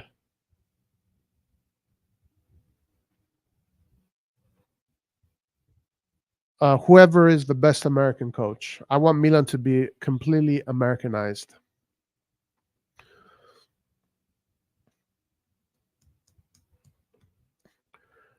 Historically, Milan has never bought or never acquired top coaches. Historically, all the coaches that Milan had the most success with are coaches that were, let's call them beginners at high level football.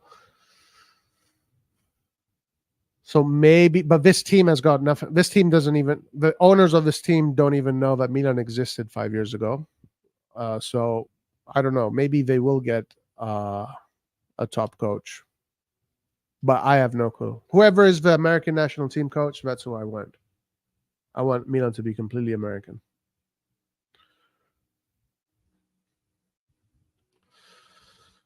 Scamacca is a little bitch. The first four letters of his surname's, yeah, he's a fucking little bitch. If he goes to Atalanta, he's a bitch. I'm so tired of Scamacca, guys. I'm so tired of this guy. It's like you are wasting your career, my man. It's kind of like it kind of almost kind of to RLC. It's like this guy is super gifted footballing wise. His technique is out of this world, and he's got the physique. He's got everything. Why the fuck are you going to West Ham, you stupid bitch? You fucking stupid bitch. Why are you going to West Ham? You have the opportunity now to go to Inter. Why? Just I hate him right now. I fucking hate him.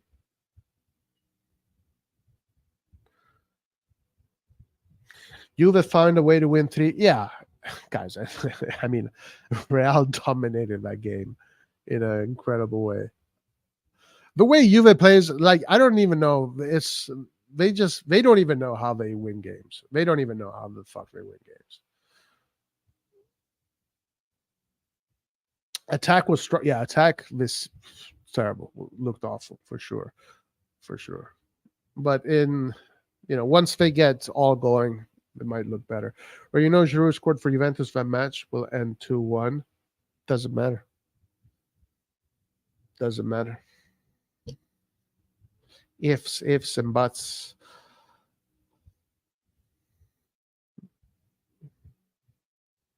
But inertia, very inertia got them the goal. Counterattack over possession football. I like possession football better. What is more effective? Depends on the players. It depends on the players.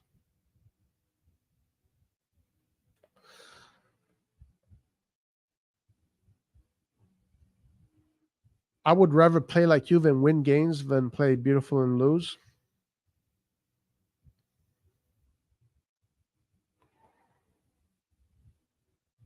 I mean, Juve plays so bad though. Honestly, I'll be honest with you. If Milan played like Juve, I would stop watching football. I still can't digest the Scudetto we won in 2011 with Allegri. That's just my opinion. Juve looked better than Milan. Yeah, they did actually. Not at all. Barca dominated. The first half we looked better. And then the second half Barca put their top G's and ciao. Mi metti solo parole in bocca. No, non è vero. Non è vero. Non è vero. Let's put this in perspective. Let's say we finished third this season. Would you cry about it? If we finish third, I would say that it's a pretty good season if we finish third. But I'm still going to maintain our position unless we win the Scudetto. If we win the Scudetto, then I will take back everything I said. But if we finish second, third, or fourth, I'm going to maintain the position that this Mercato has been disastrous because we had the opportunity to build a super squad this year. We have the opportunity. There are so many opportunities around Europe, so many of them. We got completely screwed out of all of them. Players don't want to join us. I don't know what the fuck is happening. There's so many good players, like top level players available this year. We did not take any of them. We went for the players that were on the fringes of their teams. We went for players that were battling for relegation. We went for a player, Okafor, that has been injured most of the season. Maybe Chukwueze is our best signing. Maybe Chukwueze is our best signing. The questions I have about Chukwueze remain the same. I want to see him play. I want to see him play, then I'll judge. But if Chukwueze is so good, like some of the guys here are telling me, right? Some of you guys tell me that Chukwueze is better than if Pelé, Zinedine Zidane, Messi, and Ronaldinho had a son, or you put all of their DNAs together and basically you get Chukwueze. If he is so damn good, like some people are saying, why the fuck did Real Madrid and Barcelona not go and get him if he only cost 20 million plus bonuses? If he is so damn good, why does he only cost 20 million plus bonuses? Because if Leao is at the last year of his contract, he does not cost 20 million plus bonuses. Now, I've not seen this guy play for 90 minutes. So I can't, there's too many questions. I understand why Reindeers cost 20 million. I mean, his best season, he's never played for the national team. He's never, played for big clubs. At least Chukwueze won the Europa League not too long ago. Or he won I think he did win the Europa League, guys. But Reindeers, he had a very good season last year, for sure. Definitely he had a top level season last year, Reindeers. Top level season. I'm not going to discuss that. I'm not going to argue that. But I see why Reindeers only cost 20 million or 25 million. I get it. But why does Chukwueze only cost 20 million plus bonuses? He's being hyped as if this guy is the best thing that has ever happened to football. He's being hyped as if this guy is the Michael Jordan of football. Better than Leao. Best right wing that Italy will ever see. If this guy's so good, why didn't Madrid slap 70 million? Hey, I want Chukwueze. Look at what he did. I mean, he scored an amazing goal against Real Madrid. Why is Real Madrid not saying, here's all this money? Arda Güler? Fuck Arda Güler. Let me get Chukwueze. Now this guy is the real deal. Barcelona, Rafinha, guys. Rafinha. If Messias is better than Rafinha almost. So this narrative that Barcelona has Rafinha and blah blah blah. Why isn't Barcelona saying, okay, Rafinha, I'm going to bench you. We have 1 million players anyway, and we have all the money in the world. Let's get Chukwueze. Or Atletico Madrid. Why isn't Atletico Madrid going for Chukwueze?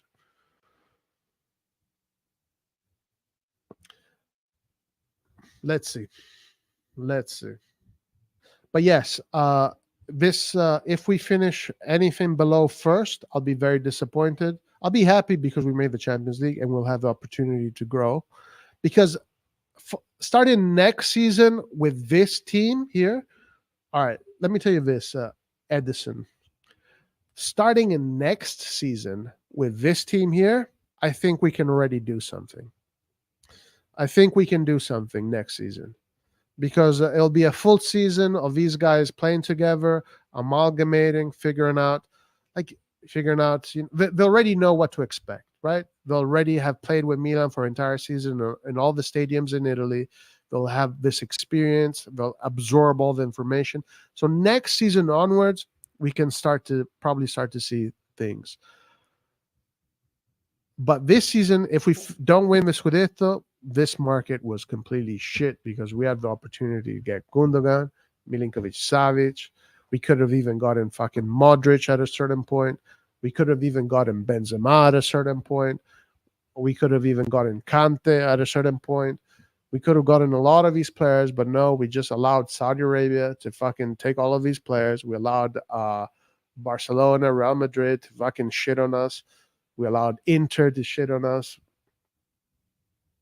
Yeah, I'm not. Come on, guys. Let's be honest. Let's be honest.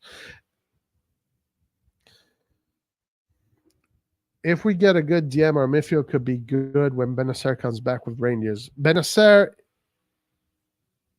if we had Benacer right now, it'd be completely different. I'd have confidence in our midfield. I still wouldn't consider it a top G midfield, but at least I can say we have a top G in the midfield. If we had Benacer, Krunic, and Rangers, for example, for me, that's a pretty decent midfield. That's a pretty decent midfield. Benacer, Krunic, Rangers, for me, that's a decent midfield. And then you can bring in RLC and Musa and Pobega as your substitutes, but we don't have Benacer.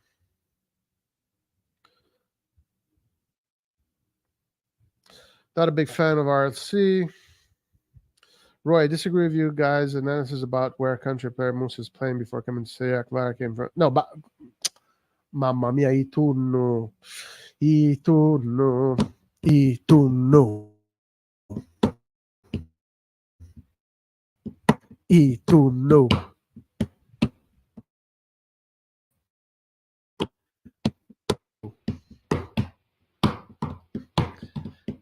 I turno.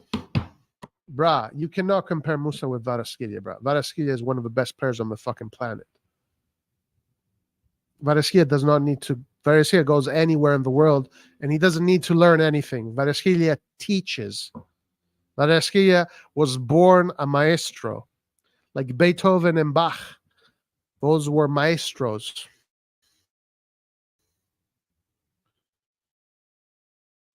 They were born teachers.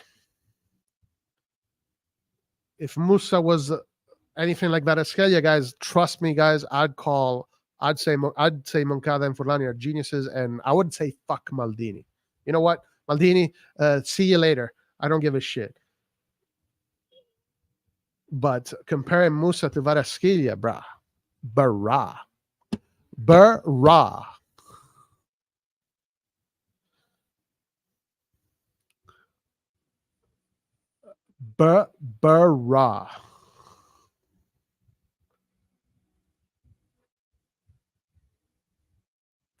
Lazio can't afford another SMS. Yeah, that's true. What stars did Roma sign? Stars? Okay, Daniel, nobody signed any stars in Italy. Nobody signed any stars in Italy. Let's get that straight. Milan didn't sign any stars. Roma didn't sign any stars. Maybe Arar can be a star. Like in Milan, maybe Chukwueze can be a star. Maybe Arar can be a star. But nobody signed stars in Italy, okay? Nobody. But Roma, their project makes sense. It's you will see, Daniel. You'll see that these guys are going to probably win the Scudetto. Scoprirà che il suo ruolo naturale sia da mediano di interdizione, che è un giocatore molto intelligente per la sua età e che potrà dare un contributo importante già da quest'anno, ma se non dà un cazzo di contributo, almeno mezzo è importante, allora è da buttar via. Ma a noi non serve contributo importante, a noi serve un contributo da top player, no da... Come on, my man. Cioè, ci stiamo accontentando del niente. Il problema è che ci stiamo accontentando del niente.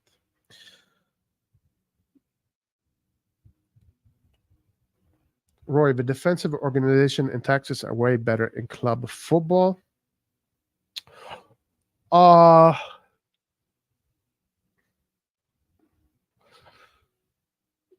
mean, it depends.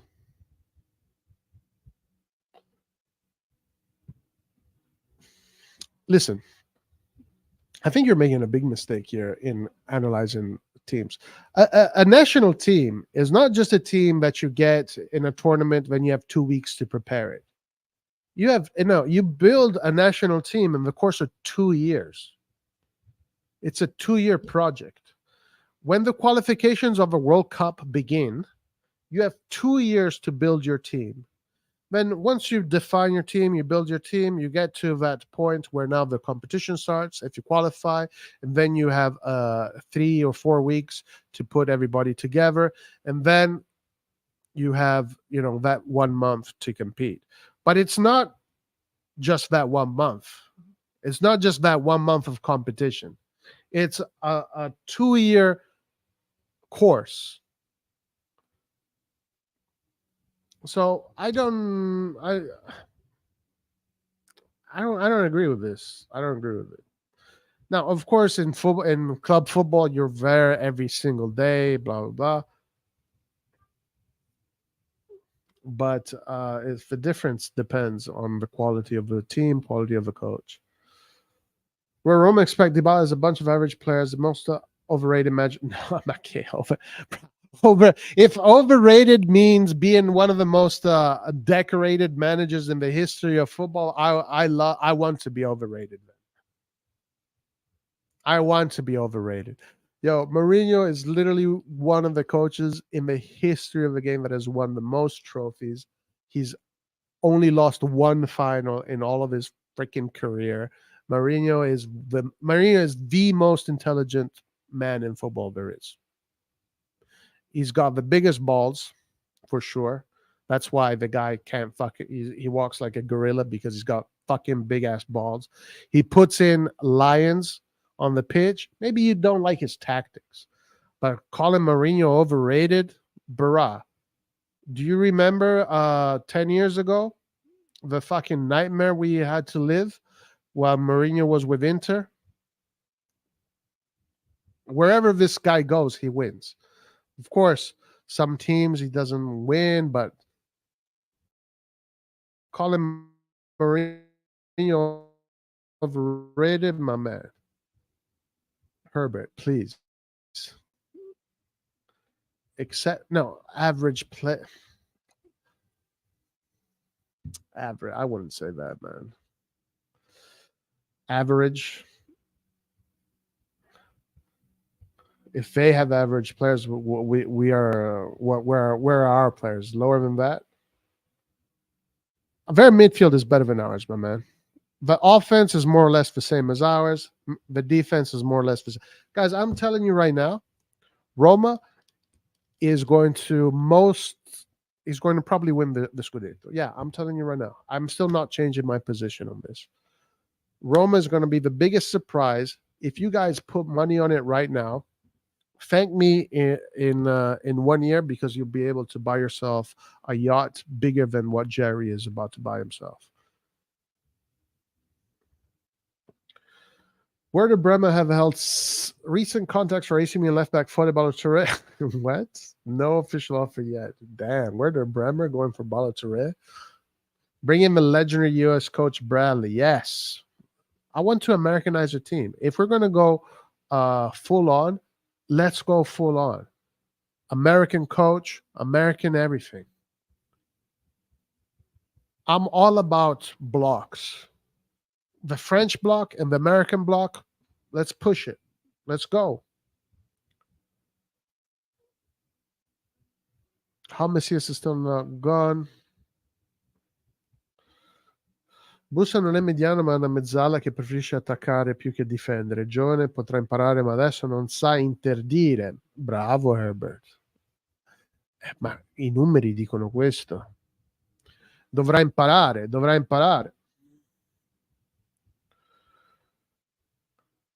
I agree, Roy. Juve plays boring, talks of nothing exciting about this club. Yeah, guys. If this was a Juve channel, guys, you think I'm being negative now? First of all, I'm not being negative. If this was a Juve channel, guys, it'd be a fucking disaster. Every day it'd be just disastrous. I don't know how Juventus fans do it. I don't know how they live with that shit, playing like that. Having to live with Allegri is a nightmare. Herbert Kipling fa affidamento su Rinaldo Morelli per analizzare le statistiche. Rinaldo Morelli, simpatico Rinaldo Morelli, mi piace, sì, Rinaldo Morelli. If players don't want to join, how is it our fault? I don't know. Maybe do a better job at convincing them.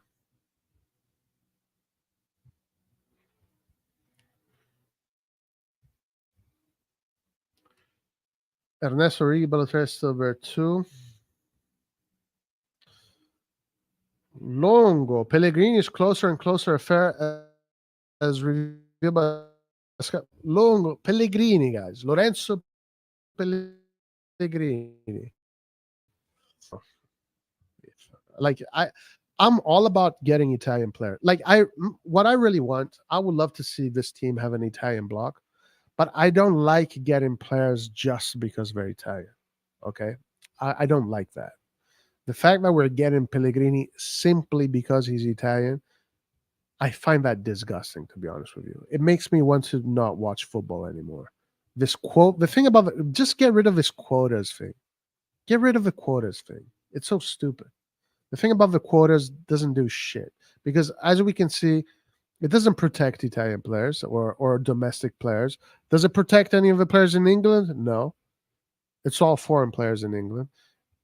In Italy, it's all foreign players. So it doesn't, they just get, Mirante, Sportiello, Florenzi, and now Pellegrini. That's your Italian quota. Yeah, all fucking fringe players. Just stop with this stupid quota idea. It makes the team weaker.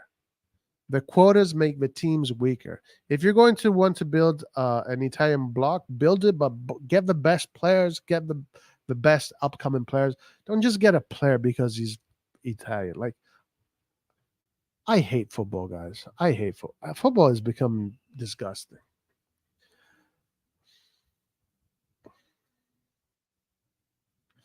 Pioli got some flair back to our team. He deserves that at least. Leao is signature Milanista, like Kaká, Sheva, Bastin, Bassaros, Vici, Norda, Altafini. Leao could be, but Kaká, Sheva, Van Basten, Massaro, Savicevic, Altafini, and Rivera are all Champions League winners, my man. And Kaká, Ballon d'Or, Sheva, Ballon d'Or, Basten, Ballon d'Or, Massaro, Savicevic, big games in Champions League. Altafini, big games, Champions League. Rivera, Ballon d'Or. Nordal, the greatest AC Milan scorer of all time. So Leao has his work out, but has his work cut out to get to that level. But he has the ability to go there for sure. Non ho bisogno di farlo, ho giocato a calcio tanti anni, le cose le vedo da me. Hai capito, Herbert? Bravo. Non è che preferisci attaccare chi è stato confinato in quel ruolo a Valencia, tu devi misurare le statistiche delle sue partite da mediano per analizzare le sue capacità di interditore. Ma scusa, perché non prendiamo un cazzo di interditore, punto e basta? Ci sta Amrabat, costa 10 milioni in più. Ci sta Holmund, costa lo stesso cazzo di prezzo. Ci stava, chi cazzo ne so, perché dobbiamo andare a prendere uno che non ha mai fatto il suo ruolo, l'ha fatto solo nel CONCACAF e dobbiamo adesso, è una scommessa. Ma chi è che sta facendo il mercato del Milan? Topolino sta facendo il mercato del Milan, porco Giuda.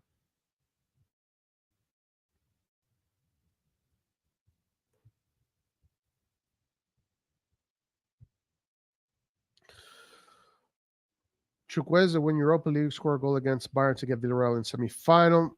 Yeah, okay. So these are good things. These are definitely good things. But it doesn't. I don't understand why his price is so low. But these are good things. Not every top team knows how to recruit. Everyone can miss on a gem. Yeah, Moncada. Yeah, well, what happened to Moncada? I thought Moncada discovered Mbappé. Quando lo fai scoprire che vince 9 duelli, sì, vabbè. 9 duelli. Senti, se lui è questo tipo di giocatore che vince l'80-90% dei duelli, che è una cosa quasi impossibile, cioè abbiamo il miglior centrocampista difensivo della prossima generazione. 9 duelli su 11 vince. Mamma mia, ma chi è questo? Che recupera tanti palloni, che la precisione dei passaggi cresce drammaticamente. Se vuoi a fine dell'occhio, non i numeri, guarda le sue partite da mediano per giudicare.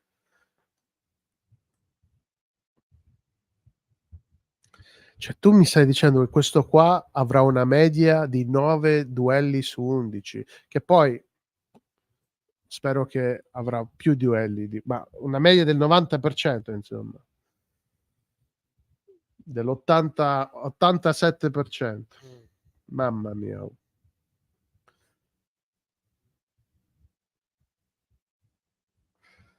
Non guardo statistiche in map, ma le partite e come i calciatori si muovono in campo, Pioli dovrà lavorare molto sul ragazzo, a mio parere è ancora grezzo. È ovvio che è grezzo, ovvio. Benacer is coming in October, it's not that late. I thought it was next year.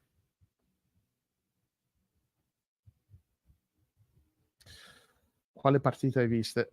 Ernesto, are you really going there? Vara had 5.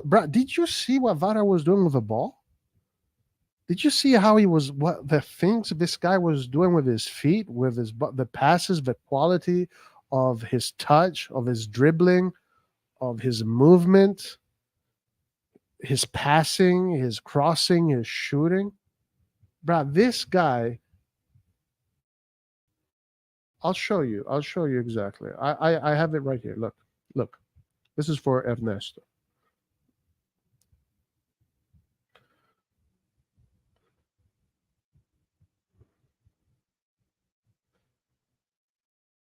You see, so this is in karate, the belt ranking system.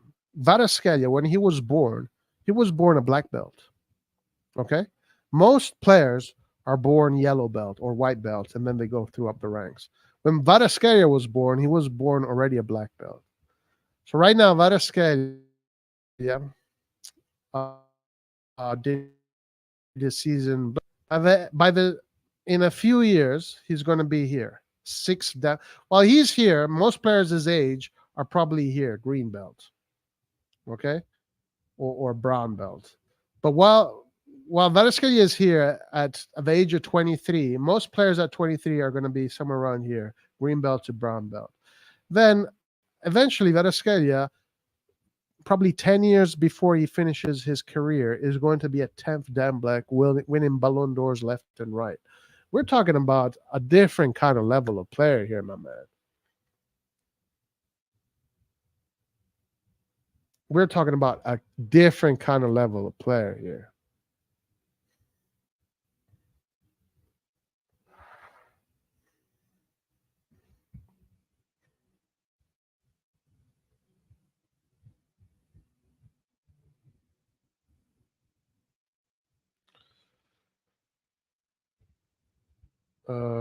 Where is it?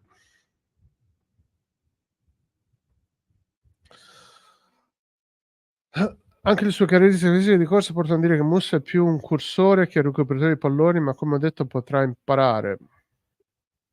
Sì, anche secondo me, ha ragione.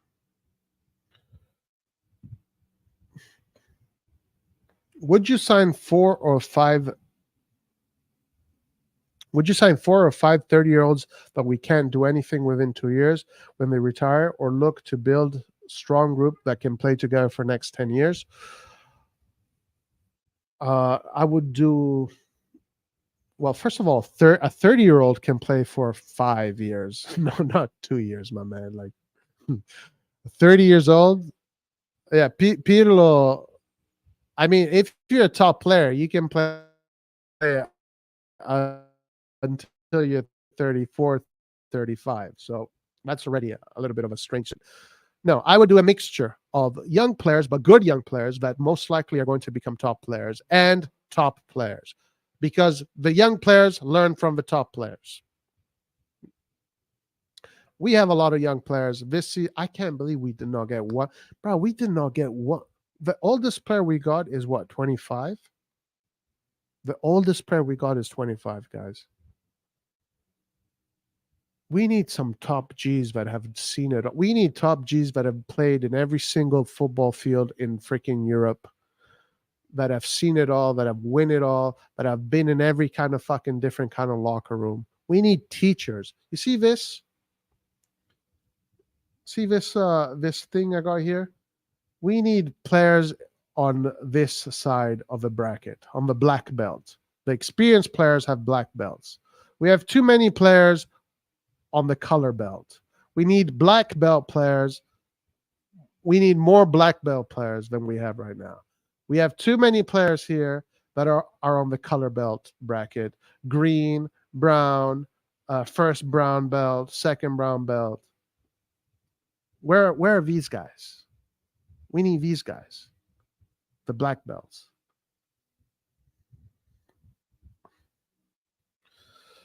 Roma signed Indica. Remember, Maldini wanted to pay 25 million.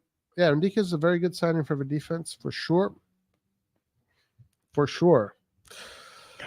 Herbert, guarda che una cosa non esclude l'altra. Lui è il mediano completo proprio perché appena recupera il pallone ha grande propulsione nelle gambe, riesce a ribaltare l'azione. Mamma mia, oh. Ma errori non li fa lui. Mussa errori non li fa, eh? Cioè, non sbaglia mai, è sempre perfetto. I'm not comparing Musa versus Chiara, but I'm only emphasizing what everyone here is saying, that because Musa plays in US team, so he might not be good player. No. I don't know who's saying that. Whoever's saying that is wrong. It doesn't matter where you're from. You could be from, doesn't matter where you're from. If you have the qualities of a top G, you're a top G, no matter where you're from. But I've seen Musa with my eyes, and he does not compare to Kvaratskhelia in any way or form. Bravo. Kvaratskhelia is a different level. Non puoi definirlo migliore da mezzala solo perché è veloce, palla a piede, perché non ha ancora i gol e i passaggi chiari nelle sue corde, semmai la sua velocità lo rende il mediano perfetto. Per noi perché tiene bene il campo? Ma scusa, specialmente per noi che giochiamo alti e lasciamo grandi spazi dietro. Mamma mia, ragazzi, Moncada e Furlani sono geni. Sono geni questi. Ma scusa, perché non possiamo dire la verità? È giovane, deve imparare, deve fare gavetta, è acerbo e ci vorranno almeno 1 o 2 stagioni prima che potrà diventare un giocatore vero, cazzo. E diciamo la verità e basta. Milan have no defensive midfield, no regista. That's major problem in Serie A. Until Benacer is back, we don't have a regista for sure. Defensive midfielder, no. Musa, if Musa is supposed to be a defensive, I don't know, guys. Maybe. Hey, listen, I don't know. The disrespect of Mourinho these days is disgusting. True. Yes, Roma is winning the UCL. No, I never said Roma is winning the UCL, bro. Roma might win the Scudetto, though. What's up, Child Space? How you doing, bro? I love that you're outraged about that fool calling Mourinho overrated, but I can't believe you let Laird say that Pioli was the best coach in Serie A last season without cutting off his microphone. No, I did not agree with Laird. For me, last season, the best coach was Spalletti. It was clear. I stood by that position, and I will stand by that position.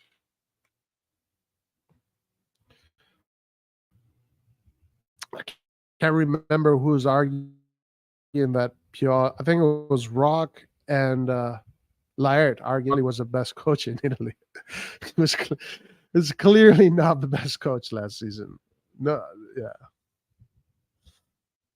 When you say Benzema, Gundogan, Modric, Samir, release it, what kind? I don't know, man. It's not my job, dude. My job is not to decide what salaries these guys get.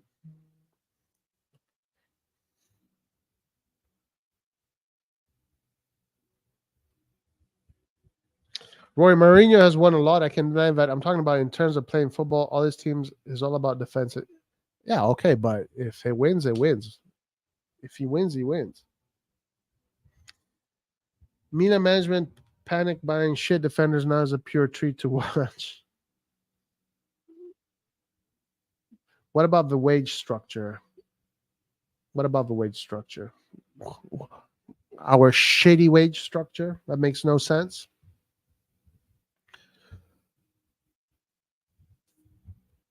Hi, Roy. What's up, brother? Mourinho is the best in motivating players, not in teaching them to play football. He's got tricks up his sleeve. But Mourinho has the ability to put together 11 warriors that will fight to the last drop of blood. And usually Mourinho gets his tactics right. Very seldomly he gets them wrong. He's not a coach to be underestimated. No, Pellegrini is going to Lazio, Roy. Well, he already was with Lazio, wasn't he? So is Lazio buying him definitively? Dude, let's see what Wieslock can do in a couple of seasons. Yes. In a couple of seasons, guys, I think that we can contend for this with it. At least they have invested with Tonali. But listen, this idea, I always knew that I never bought, because I see even some of these so-called experts in Italy come out and say, oh, I was wrong about the Tonali money. I thought that Jerry was going to put it all in his pockets. It's so stupid. Like, listen, Jerry, I'll give you this. Jerry does not lie. Jerry is not a liar. His ideas are extremely clear. Listen, Jerry is a man that has extremely clear ideas. He has a vision. He has his way of doing things. He said it. It was in one of the interviews. It was either him or Scaroni that said it, that for every single player that Milan is selling, 100% of that money is going to go back into the market. That is how they will fund the market, player trading. The idea that the Tonali money wasn't going to be reinvested was a fear that fans had. But they said what their strategy was since day one.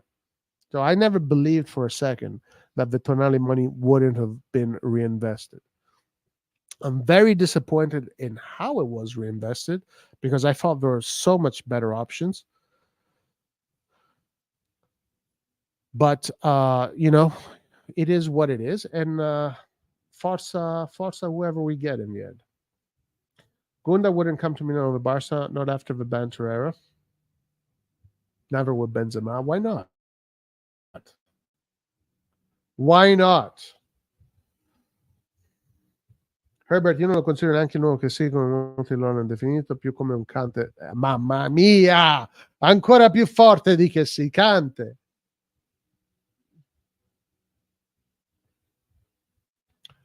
Musso c'ha dei bei... Secondo me Mussa deve giocare come mezzala, non come centrocampista difensivo. Ha le qualità di una mezzala. A fare il centrocampista difensivo, che cazzo? Ma perché? Ma perché? Ma se tu vuoi un cazzo di centrocampista difensivo, compra un cazzo di centrocampista difensivo.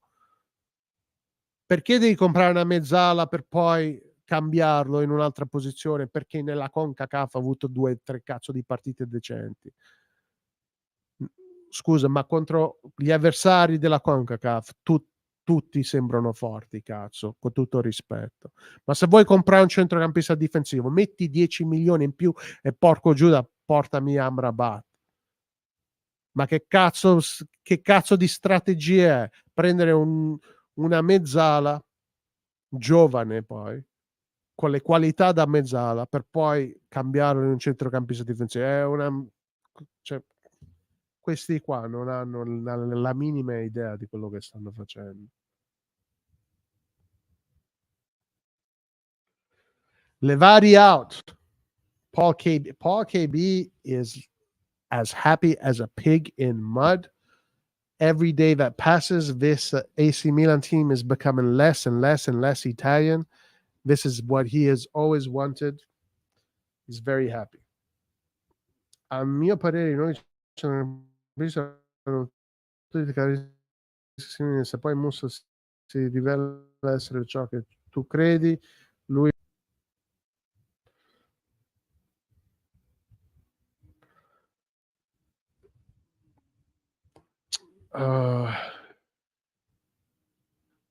agreed, child space, agreed.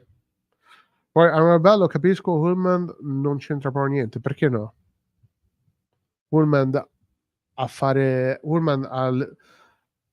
a recuperare palloni, Hullman c'ha i numeri migliori in Italia. Come fai a non capirlo? Sei troppo piagnina, non sono piagnina, non sono manco negativo, sono realistico. Io analizzo la realtà, non sto qui a vendere limoni, hai capito? Non sto qui a dire cagate, a ballare come una ballerina ai pom pom. Sto qui a dire la verità. Yo, Paul, forse Jerry, forse Moncada, forse Furlani. Yes, Roy, I saw what Vada done and it was shit. Okay, Ernesto. Yeah, sure. Yeah. Okay. Good one. Good one. Minnesota is pretty much out.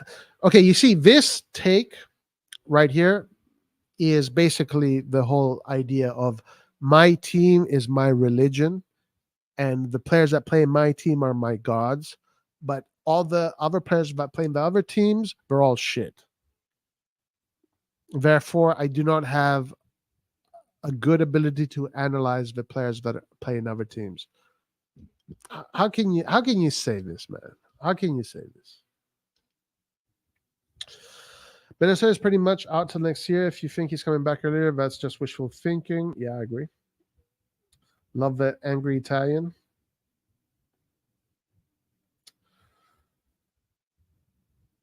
If Vara was not going to Napoli, was nobody. Oh my lord, guys! Look at this! Look at this, guys! Look at this! Look at the agenda here. Look at the agenda. Look at the agenda, guys. If Vara was not going to Napoli, was a nobody. Amazing, guys. Amazing.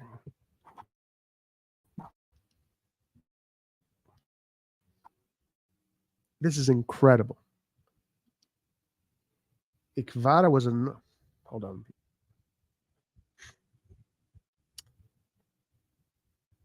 If Vara was not going to Napoli, was a nobody is good because of Spalletti.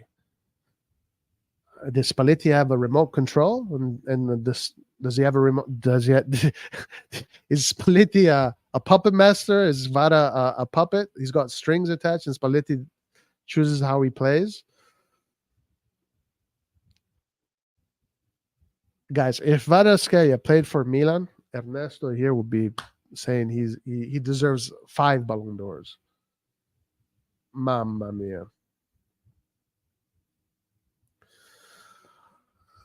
Paul Benacer won't be back before next year. He might make it to the African Cup in January. I agree. That's what I meant to say. Roy, schooling people about talent is a joy. Most of the Milan fan base getting boners after signing low, mediocre players. Yeah, unfortunately, it's true, bro. Unfortunately, it's true. RLC is 27. Yes, 27 turning 28. Giroud is our top G. Stop it. Top G. Is Giroud a top G? I don't think so, guys. Come on. He's a mid to top G. Yeah, Magnan is 100% a top G. Elite top G for sure. No doubt about it. We have a poor man's Guardiola, Roy. He'll sort everything out. Yeah. Did you guys talk about Scamacca and Atalanta links? Yeah, I'm very disappointed. Ma che italiano, è americano. C'ha un passaporto italiano, ma è americano. Non so manco se è americano. Questo qua è uno che ha vissuto in tutti i paesi.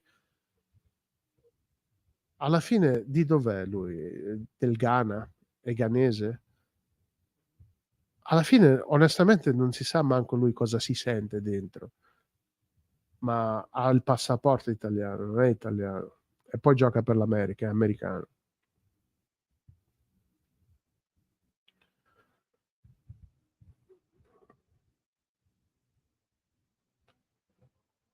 Atalanta will be strong. If it gets Scamacca, yes, but Scamacca needs to get at another team. Moose has almost 100 professional appearances and is not even trying to stop the overreaction. Oh, my Lord. Another one, guys. Here we go. Musa, the greatest freaking player that Milan will ever buy. Here we go. Moncada, Furlani, geniuses. What are Pioli tactics? Same as last year. Nothing important. For the last 3 games, we're playing shit football. Forza soccer. Seeing this Touré kid is pretty good. Man, I don't want Scamacca to go to. I would rather he goes to Inter. Christian, you are American, brother, aren't you? Left as cheek is 27 or 28. He's 27 going to 28, or 28 going to 29. Plus, Jerry never uses his own money in the market. True. He hasn't spent a dime.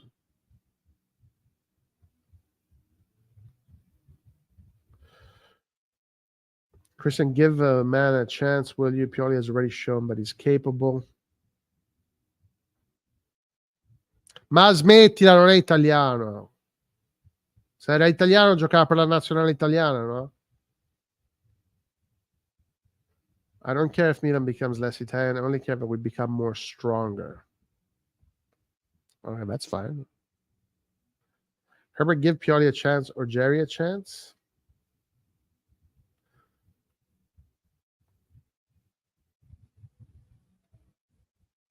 Edison, stop being anti-Italian. Shame on you guys.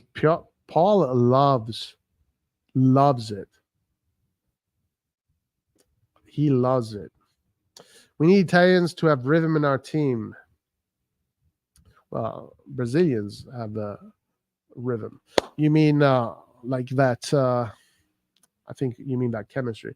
I can say that RC is a bad sign and Pulisic is a bad sign, and not everyone who come to Milan is good. Okay. Hey, what's up, Milan Weekly Pod? How you doing? I don't know who this is. Is it Gio, Fabio? What's up, people? Milan is 2 weeks away from Monday. Enjoy the lead up to our 20th Scudetto.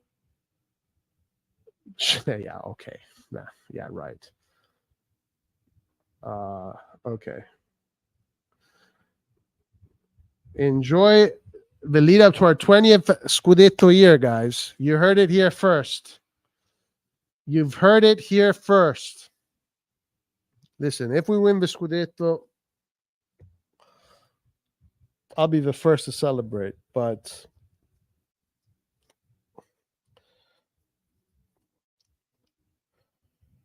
I'm not selling any secondhand cars to anybody, guys. Christian, you said what are Pioli tactics? I was referring to that. Jerry's another story. Perché Roma non è lontanamente adeguato per coprire gli spazi che lasciamo noi, il motivo per cui ha i migliori numeri difensivi d'Italia è perché gioca in un blocco basso di difesa dove non ha bisogno di fare l'interditore ad alta intensità. Eccola qui. Eccolo qui.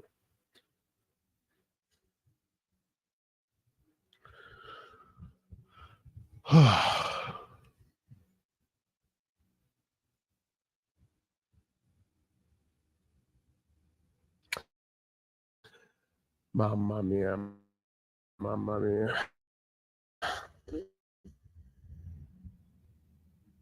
Mamma mia.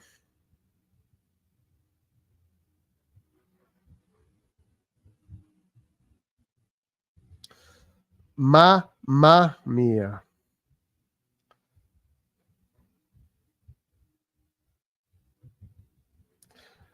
Le scuse che trovi per far sembrare Furlani e Moncada dei geni incredibili. Pioli in. He's the only one left and he's ciuccio e presuntuoso. Sì. Sì.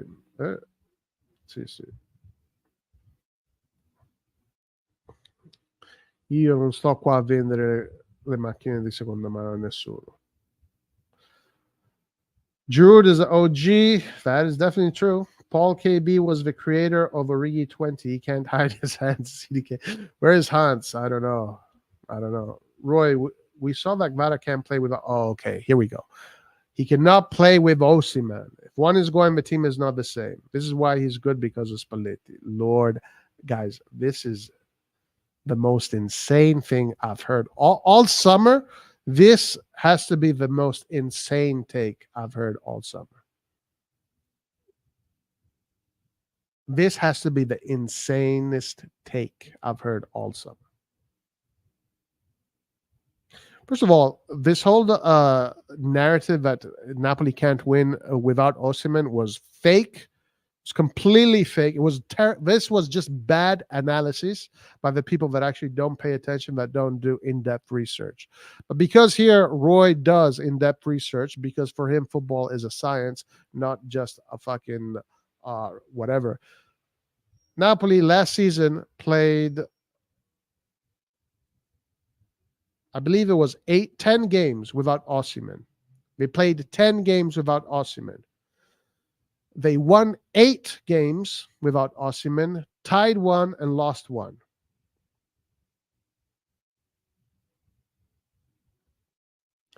Or it was tied 2 and lost 1, but something like that.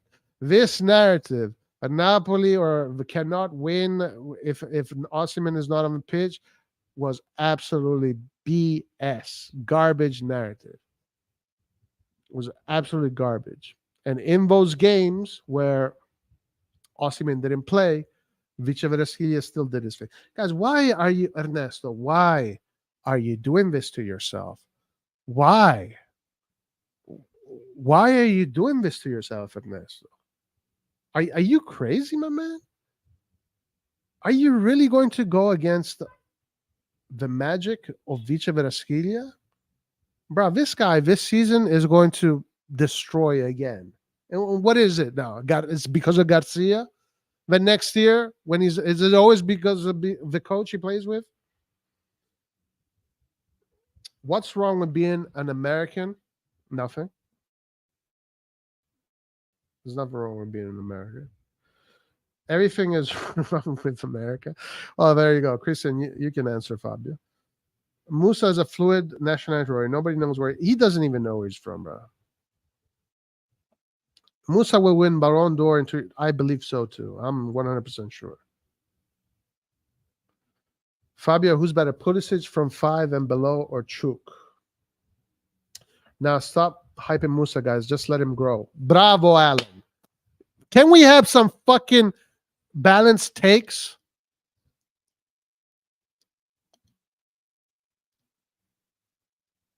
Can we have some damn balanced takes?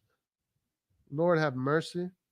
Roy è nato in America, sì, ma ha vissuto circa 10-13 in Italia. Ragazzo è più italiano che americano, non dire cazzate. Allora perché allora poteva giocare per la nazione italiana? No, è americano. Lui prima delle partite canta Jose, can you see? Non canta fratelli d'Italia, vi spacchiamo il culo. No, è americano, smettila. Musa needs time. I don't have much expectation for Musa for this first season. Yeah, maybe. Pulisic has skill. You're hating on him for no reason. I mean, Pulisic is Pulisic is mid tier, maybe mid to high tier.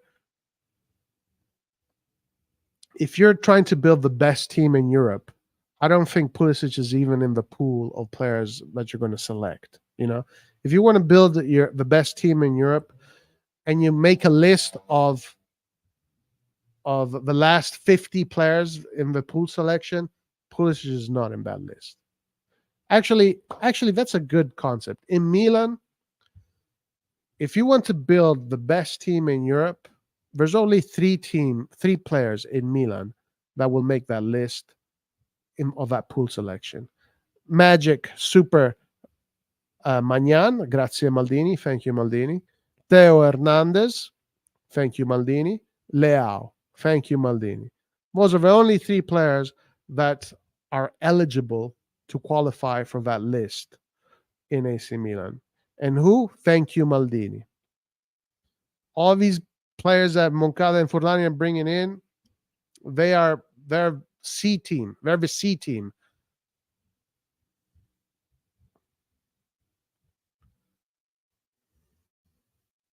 Italian phobia. Yes, for sure. Pulisic just can't play right wing. That's it. Yeah, it doesn't look very good as a right winger. But where's Pulisic going to play? He came to us be a starter, not sitting on the bench with Salad. If we play a 4-2-3-1, but where's the balance coming from? That's on Pioli to see. 4-3-3 might not be our best option. It might not be Pulisic for Pulisic. Who knows? Only way to win is to pay the refs and upgrade our Milan lab. I agree. Pay the refs. Pay the refs. Wow, Milan fans already saying we won't win before the season starts. This is the time where you can believe anything is possible.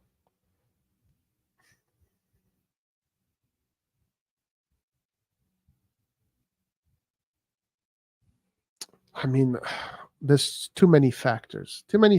Listen, if I just want to kind of be positive for the sake of being positive and optimistic for the sake of being optimistic, sure. But if I'm going to analyze properly the players, the situation, the competition, it's very hard for me to say that we're going to win the Scudetto. This season is very difficult, but anything can happen. Miracles can happen. Okay, let me say this. The only way we can win the Scudetto is for at least 3 or 4 teams in Serie A to completely shit the bed. If Roma shits the bed, Juve shits the bed, Inter shits the bed, Napoli shits the bed, and we have a decent season, we can win this Scudetto. I'll give you that.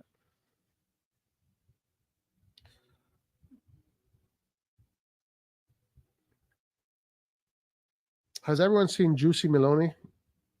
She's a 10 out of 10. She's definitely a top G for sure. Would you say Pioli favors the 4-4-3 formation? The 4-4-3?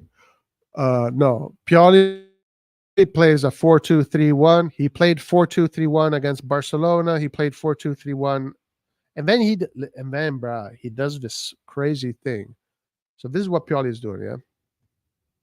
When he puts Robin Loftus-Cheek in the double pivot, notice this interchange. Next time you watch Milan, guys, notice this interchange.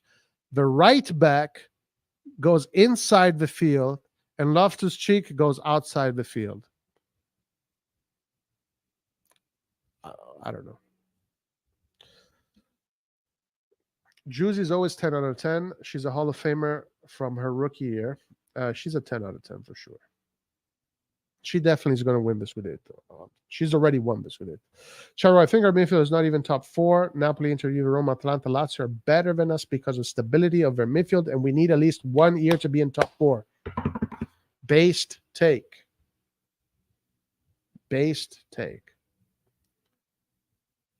Inter got Lautaro, Thuram, now Scamacca. Did they get Scamacca? I don't think they got Scamacca. Milan buys another attacking CM. Harvard now produces pizza. Lord. Ma che Ernesto, tu che understand what? Ma sei italiano? Ma tu veramente mi vuoi dire che Kvaratskhelia è un giocatore così? Ma siamo pazzi, ragazzi. Ma siamo veramente impazziti. Cioè, o siamo obiettivi e parliamo di calcio, ma se vogliamo parlare di fantascienza, vabbè, parliamo di fantascienza. I don't know if you're Italian or what, but hope Romero gets playing time. Romero, guys, might be a very interesting player.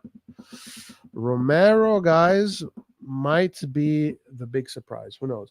Christian, I think Pioli will be a fall guy if we don't perform up to par. Absolutely. I think we should push for the league title this year. I think that's going to be very difficult. Very difficult. I mean, we can try, but I think it's going to be very difficult.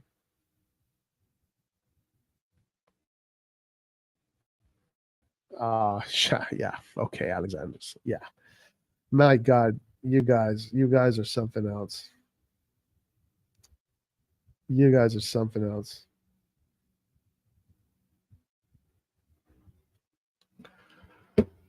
This is what the other people, by the way, other fans, when they talk about Leao and when they talk about Theo Hernandez and Mike, they say the same thing, yeah, guys. They say, yeah, Leao next year is going to be shit. Leao just had a lucky year. Theo Hernandez is shit, blah, blah, blah. They say the exact same thing, guys. Mamma mia.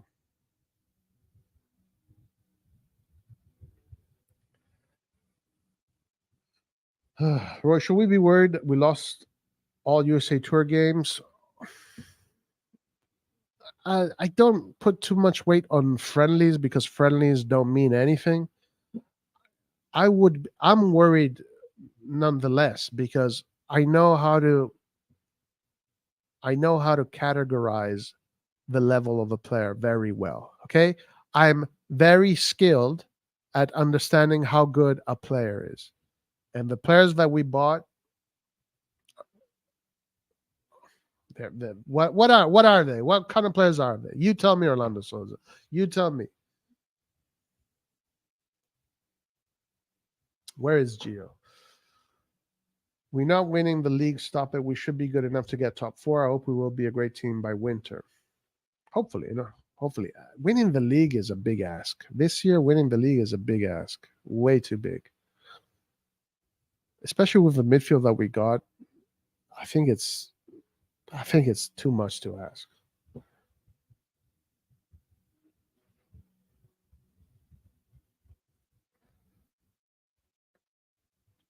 Fabio, in that case, Pioli will be an easy target to blame. Oh, yeah, Pioli is definitely going to be, guys. The Pioli out is going to come, guys. But good news, everybody. For our next month of playing football should be happy days. It should be happy days because we got a Serie C team, a Serie D team. So our players are going to become champions again. Then we have Monza, which should be a game that we win, a friendly that we win. So all of a sudden, our players are going to be the best in the world again. Against Bologna, I'm hoping that we win. I'm expecting us to win. Against Torino, I'm expecting us to win against Torino too. Then Roma is going to be the test. I want to see where this next month is just going to be a month for it's going to be a pointless month because it's all teams that if we don't win any of the game, if we don't win all of the games, we got 1, 2, 3, we got 5 games. If we don't win every single game that we have coming up, then we're a bunch of chumps. We're a bunch of chumps. The real test for me is Roma and Inter. Those two are going to tell me everything I need to know.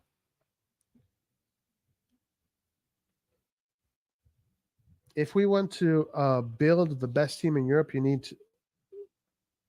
to be a team from Premier League, and they can have money.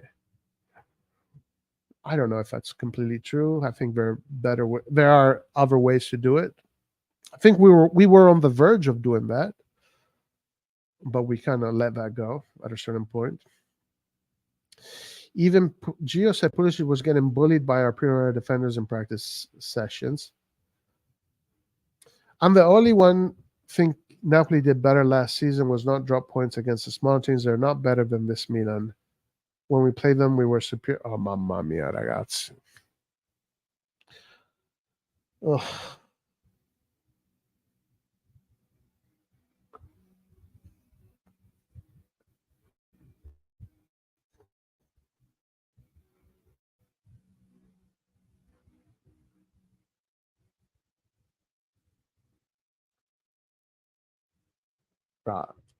We need to take the salamis off of our eyes, guys, because there's too many people with salamis, prosciuttos, mozzarella, freaking.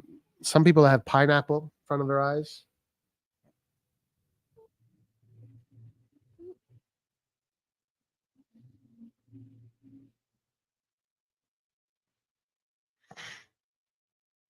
They're not better than this Milan.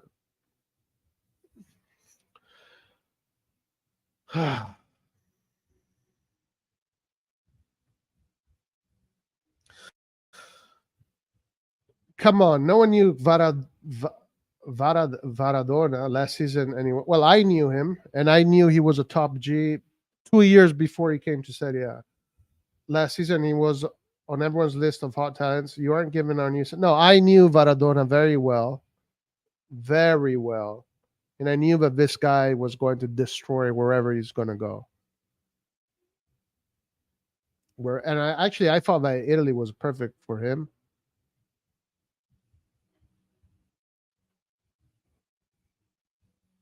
I don't think I've ever been wrong about any player. I honestly don't think I've ever been wrong about any player. Maybe out of 10 players, I get one wrong. Levari Castrovilli to Bournemouth. Any thoughts? Idiot. Like, why the fuck is he going to Bournemouth? What a stupid move. What an idiotic move. Like, Castrovilli is a player that plays possession. He's a finesse player. Bournemouth fucking, they don't even play football. It's like, why is he going there? He's gonna be on the bench the whole season because they don't play that kind of football there. In Bournemouth, why is Bournemouth buying Castrovilli?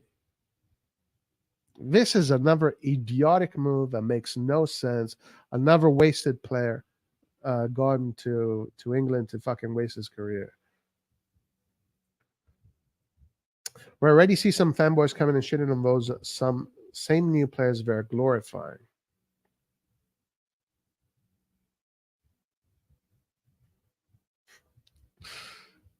Regardless of what everyone thinks, a lot of patience is required before we see anything near a team spirit with all these new players. Yeah, very true. Very true, Herbert. That's very correct.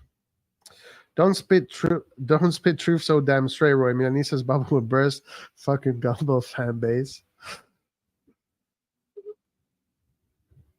I don't get all of it. It's not negativity, Fabio. I'm honestly not being negative at all. Guys, I have zero negative bones in my body. Zero. There is no negativity. I am fully aware of where we are.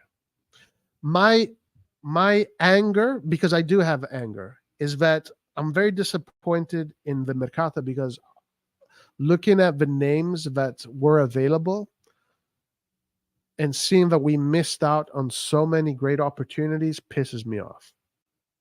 And I think that with the money we spent, we should have done much better. But as far as who we have, I'm not being negative. I'm saying that in maybe 1 or 2 seasons, we can win the Scudetto.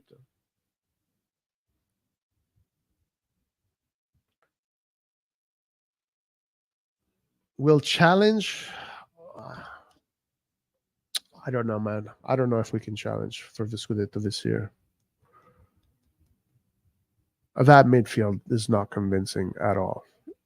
I think we're going to get screwed. I think we're going to lose a lot of the duels in the midfield. I think offensively, we have a team to challenge for the Scudetto. But the midfield is not going to hold. It's too much of a weakness. There are teams that are clearly a way better position than us when it comes for the midfield. And you're going to see them slowly break us down.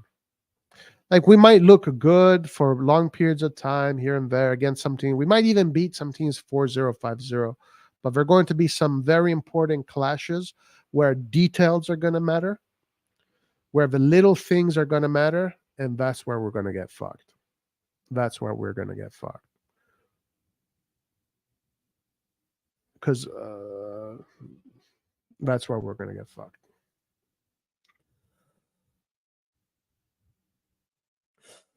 Do we have a leader? Ibra was our leader, but now he's gone. Yeah, our leader is our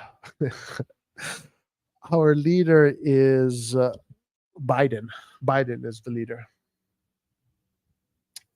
Yeah, Kvaratskhelia, man, that guy is amazing, amazing. Like the video so we can buy Musa.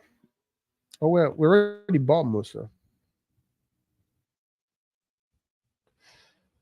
Christian, Juicy is a top G for sure. She's a super top G. You just mentioned 4 bed shitters. Who did I mention? Roy, look at her Instagram. Guys, I'm not going to creep on her Instagram right now. Man. My phone is dead. I don't understand why people are hyping Roma up. No, I am. No. Paul, take that back. You fucking take that back. I am hyping up Roma. Only I get the credit, okay? Only I will be getting this credit. Only I am hyping them up.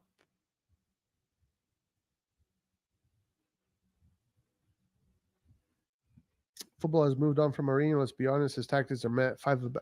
Well, for the Serie A, 5 at the back works. In Europe, not so much, but in Serie A, sure, it works.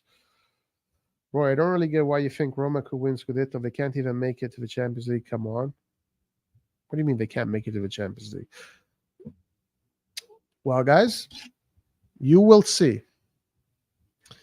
You will see. When I look at that Roma roster, it looks like a boat with no leaks. They add a fucking striker there. They might not play the best football that you'll see for sure, but it's going to be a tough cookie to break down, and they're going to be a serious team to play against. This is a team with a lot of continuity. It's Mourinho. Mourinho knows how to put together a squad. It's his third year. Mourinho said that everything was going, and also Mourinho literally said, he said the whole project is a 3-year. You see, guys, this is another thing. Like Mourinho, when he joined Roma, he said, "Give me 3 years. That's how long it will take me to build a super good team." Okay, and this is his third year. This is the third season, and I can literally see it. I can see the work, and he's right. This year, Roma is looking good. The project is in line with what they set out to, looking like the growth. Everyone's growth is just perfect. The age average is perfect. Experience is perfect. They're unlucky because of Abraham, so they need to replace Abraham. Roma is going to be a big surprise to everybody, but do not give the credit to anybody else but me, Paul.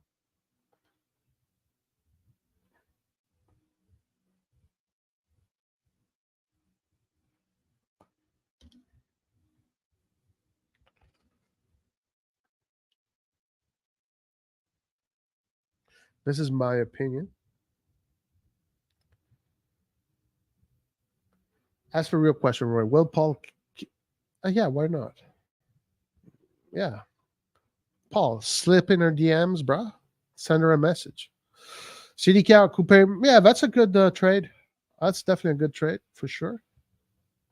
Romero looks, yeah, I agree with that. Romero does look very promising. No matter how much you polish Roma will always be a 5-8 table. Okay, we'll see. We will see. We shall see. This is exactly what people were saying about Napoli, though, last year, yeah?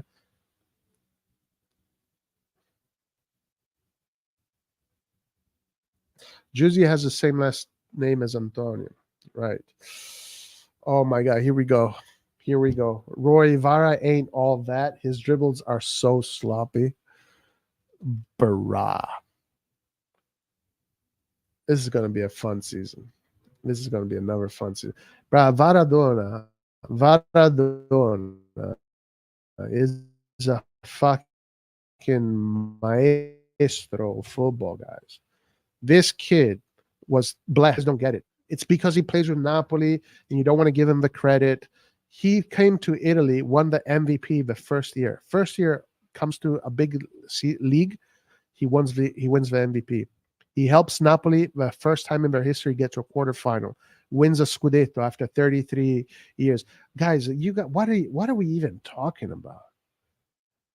Kvaratskhelia is going to, when Kvaratskhelia finishes his career, if he doesn't get any major injuries that will interrupt his career, Kvaratskhelia will be remembered at the same level of Zinedine Zidane, these kind of players. He's going to be remembered as one of the greatest to ever play the game. You guys just saw his first year. Can you imagine that? You guys just witnessed his first year in football that matters. His first year comes to Italy, 20, almost 30 goal contribution in all competitions, gets the MVP, wins the Scudetto, helps Napoli win a Scudetto after 33 years, helps Napoli achieve something that they haven't been able to do in a century, get to a fucking quarter. His first, when this guy finishes his career, he will be remembered as one of the best to ever play the game. Do you guys not understand where this guy's at? His level, where his level is. He's only 20. What? He turned 22 this year, guys. 22. This guy is 22 and he plays and he has the intelligence. He plays like as if he's been playing for 15 years at top level football. Can you imagine what this genius is going to be in 10 years? When he's going to be 28, 29, 30. I don't know what's up. I don't know why you guys I don't know why you guys want to keep salamis in front of your eyes, guys. I really don't know. I don't understand. Atalanta won 40 million for 40 million. Like, I mean, it's correct. I mean, Kumar is a good player, guys. 40 million is correct. It's not. It's kind of like Fratesi. It's not. It's right. That's what he's worth.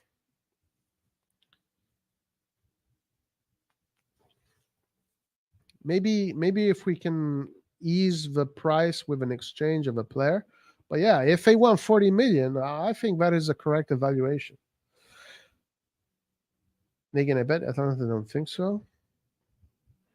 Musa to Milan is official. Yeah, Musa to Milan has been official for a while. Yeah. Roy, if winning the league is a big ask, why is it finishing second, third, or fourth at BAM? Because with what the resources and the opportunities we had this year, we should have built a team to dominate Serie A. With the resources we have, if it's true that we are the best, healthiest team in Italy when it comes to our finances, and the opportunities that were in Europe, plus the resources we have, we should have never sold Tonali, first of all. We should have invested. There were a lot of free players we could have gotten without spending a dime. And we could have literally built a team that could have even fucking won the Champions League this year, okay? We literally could have built a team that could have even won the Champions League this year. I'm going to go that far.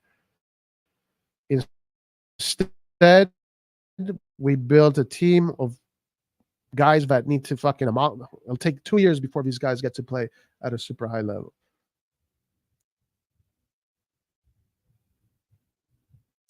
But I think we actually get scammed from Musa. I understand Spanish and Valencia fans are literally celebrating that they sold this. That's funny. What I'm curious about is what are the Villarreal fans saying about Chukwueze? Because it's kind of like this phenomena, like the Brahim Diaz phenomena. Milan fans are happy that Brahim Diaz is gone, but if you look at the comments in Real Madrid fans under Brahim Diaz highlight reels, they're like, "Oh man, we got a fucking crack. We got a bet. We got a fucking top player. Brahim Diaz is gonna kick ass." But Milan fans instead are like, "Oh, finally, Brahim Diaz is out. Now we need a much better player." So this phenomena here is a very interesting phenomena. So is CDK official to Atalanta? I don't know.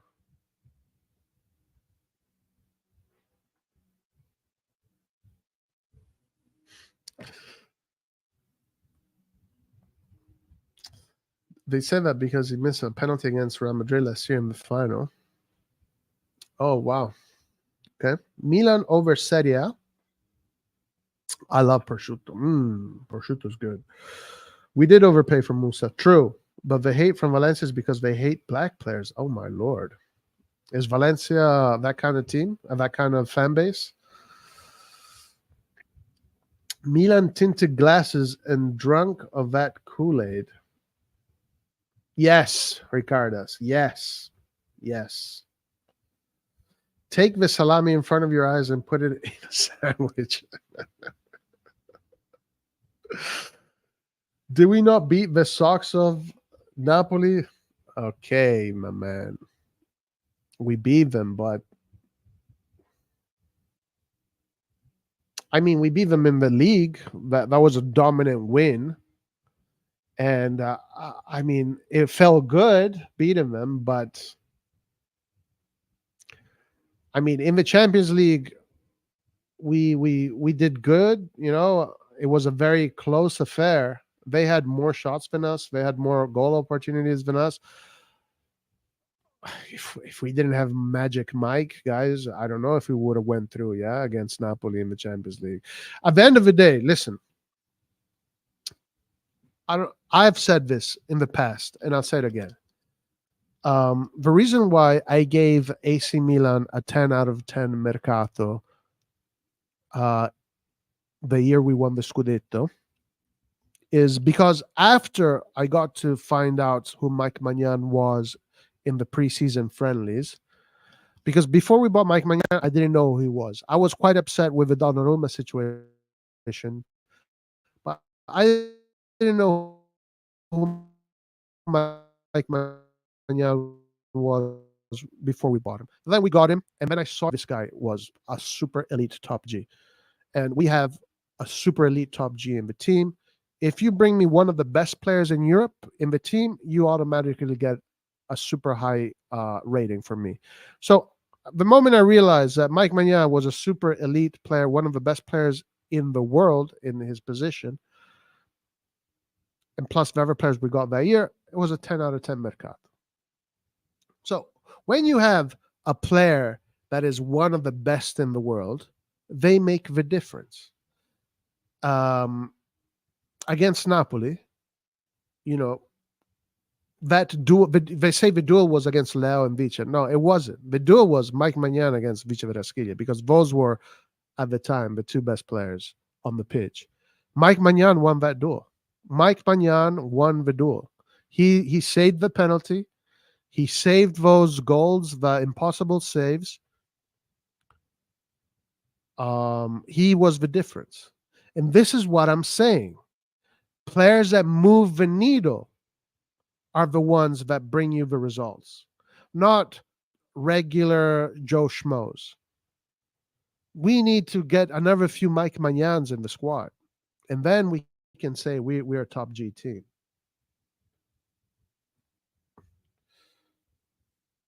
I also know Kvaratskhelia, we talked about him when, yeah, well, Nathan is very good at evaluating talent.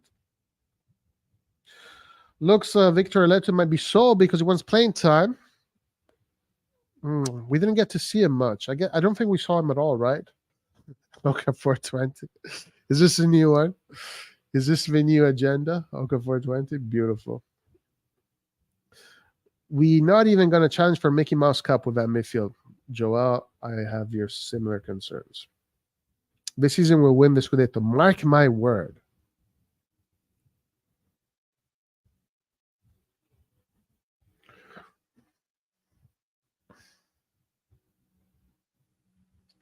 All right. Let me say this.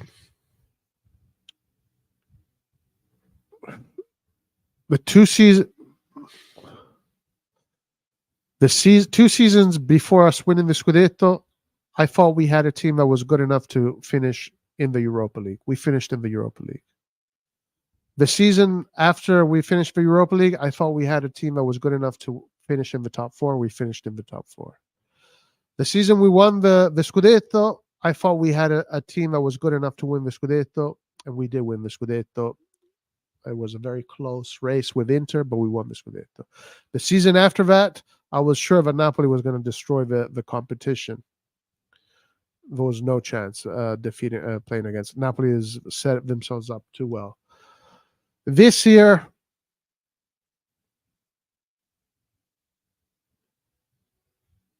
everything to me leads for now. It's either Juve or Roma. It's one of those two teams. I don't see Milan winning the Scudetto this year, and I don't know if I don't know if we can finish top four for now. For now, we'll see. We'll see. But the Scudetto, guys, it's I don't know. But where is the defense? Tomori has been utter shit. How do you feel about Langlet from Barca coming for 10 million? Another mediocre signing. Too much negativity. But I don't understand, Paul. Like, what should we do here? Like, should we I don't know. What do you want us to do? Do you want what non ho capito, ma cosa dobbiamo celebrare?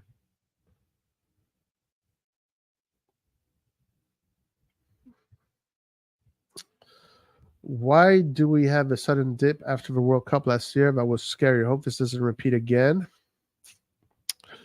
That dip was very concerning. That dip. It was after that Roma game. I think it was a psychological after the Roma, because once we tied that Roma game and we got caught because we were winning that game, and if we would have won that game, we were still in the race for the Scudetto. But because Roma got us there in the ending and we tied, we were out of the Scudetto race. Our Scudetto race finished there against Roma. In my opinion, and a lot of us shared the same opinion, the team completely lost its psychology. It was a draining moment for the team psychologically, and it took them a month to recover. Because at that point, they knew that the race for defending the title was over. Napoli was going at full cylinders, and if you missed a step against that Napoli last year, it was over. And Milan, we all knew that that game tying against Roma was the end of the race. I think that's why they had that dip, and it took a long time to recover. That's true. Only I get the credit for Roma, guys. I don't want anybody else to get any credit unless Where's Savishim? If Pioli was playing 5 at the back, you would want him out as soon as possible. Stop lying now. Wanting who out? Who?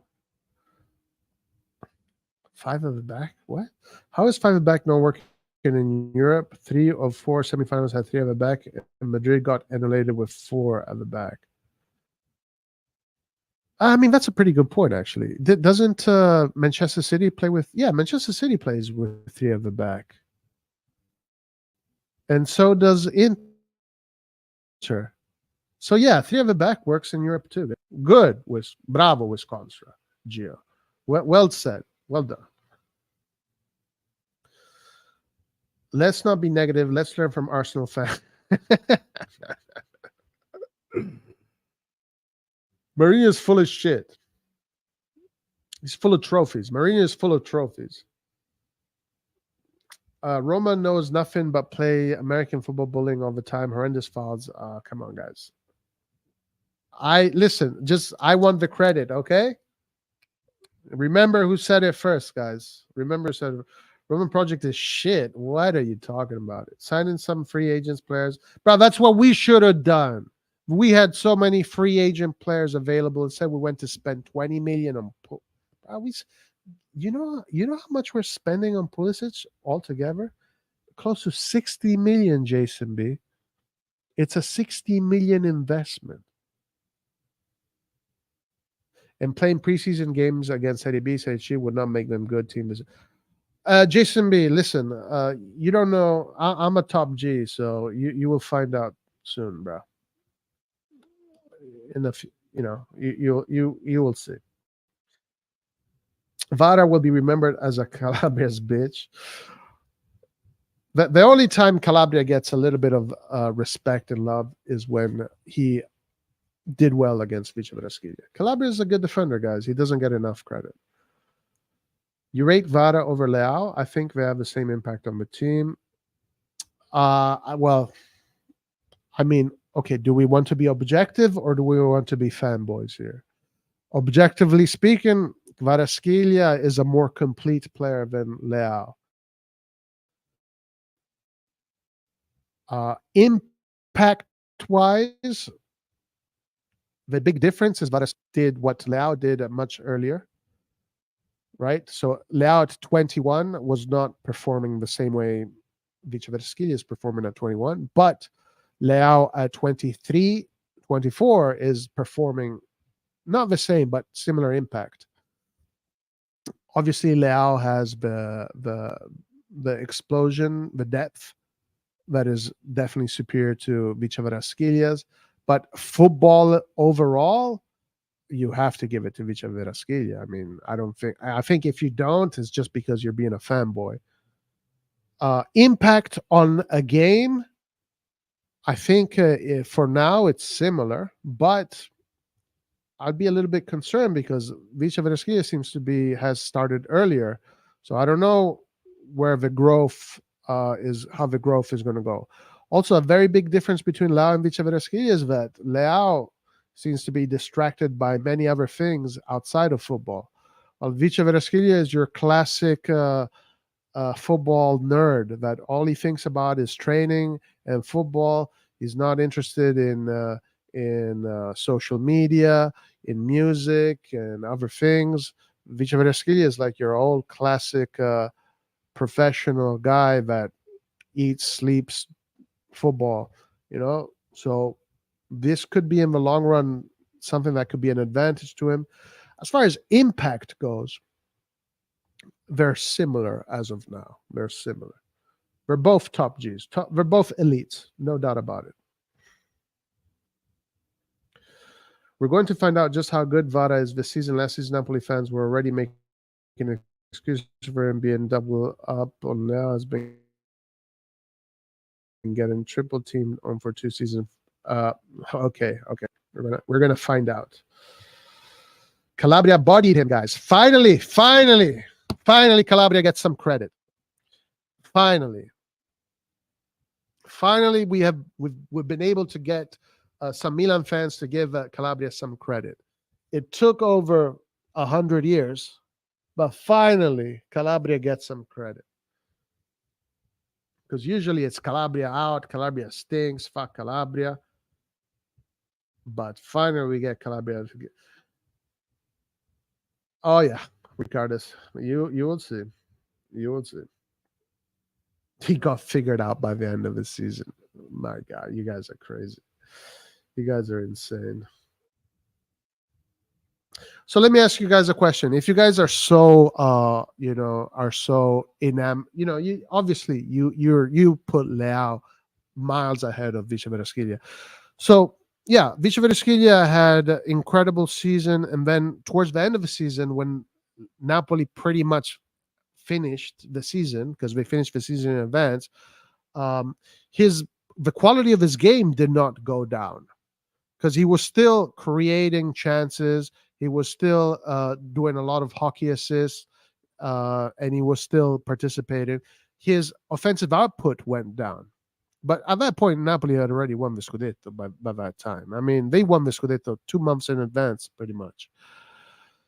So because of that period there, Kvaratskhelia all of a sudden is not this a good player. He sucks. But what about when Leao from January till April did not have 1 goal or 1 assist? How come nobody talks about that?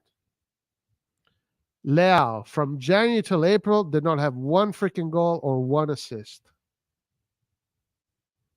But Leao is this and this and that. No, Leao went on a dip of form. Kvaratskhelia maybe went on a dip of form there. But again, Napoli, the pressure was off at that point. Kvaratskhelia did his homework and did his job in advance. But how come everybody wants to talk about how Kvaratskhelia, towards the end of the season, his offensive output went down, but nobody wants to talk about how Leao from January to April literally had 0 goals, 0 assists. January, February, March, April, 3 months.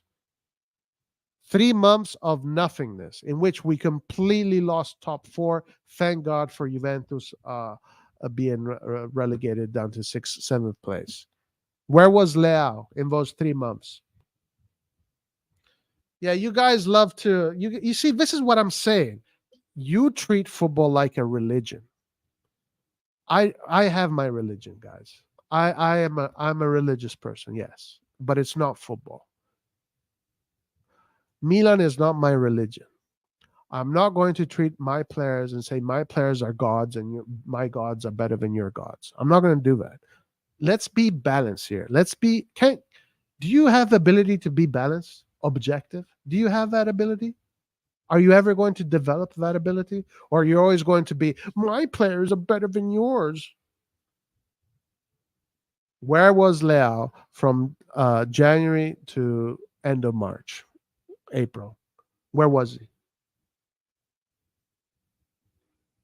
We want to talk about Vicha. He won the Scudetto already, and he had a dip in form the last 2 months of the season. His offensive output went down, but not the quality of his game, but his offensive output, because he was still producing.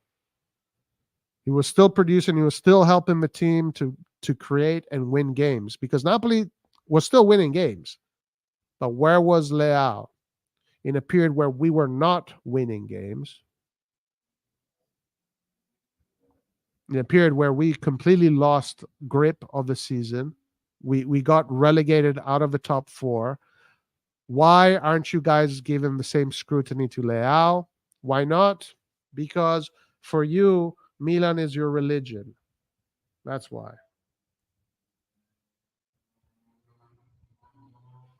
We also got scammed by Valencia with Soler. A lot of factors will play a part in whether Vara will be a great player or not. He only has done one season. With that said, I like him too. Yeah, we have got scammed. So Soler. I can't remember who Soler is. Yes, a Valencia fan and racist. They call him a match finish. Oh, that's right. I remember that. Langlet from Barca for 10 million. How you feel about that? Tomorrow been horrible since last season. Meh, whatever. It's a meh kind of sounding. Real will be soon realize how shit Brahim Diaz is, and will quickly send him back to on loan. Let's see, it will happen really soon. But listen, maybe it will. But what I am saying is that the fans think that he is incredible, like how the Milan fans think Chukwueze is incredible, Loftus Cheek is incredible. That's what I'm saying.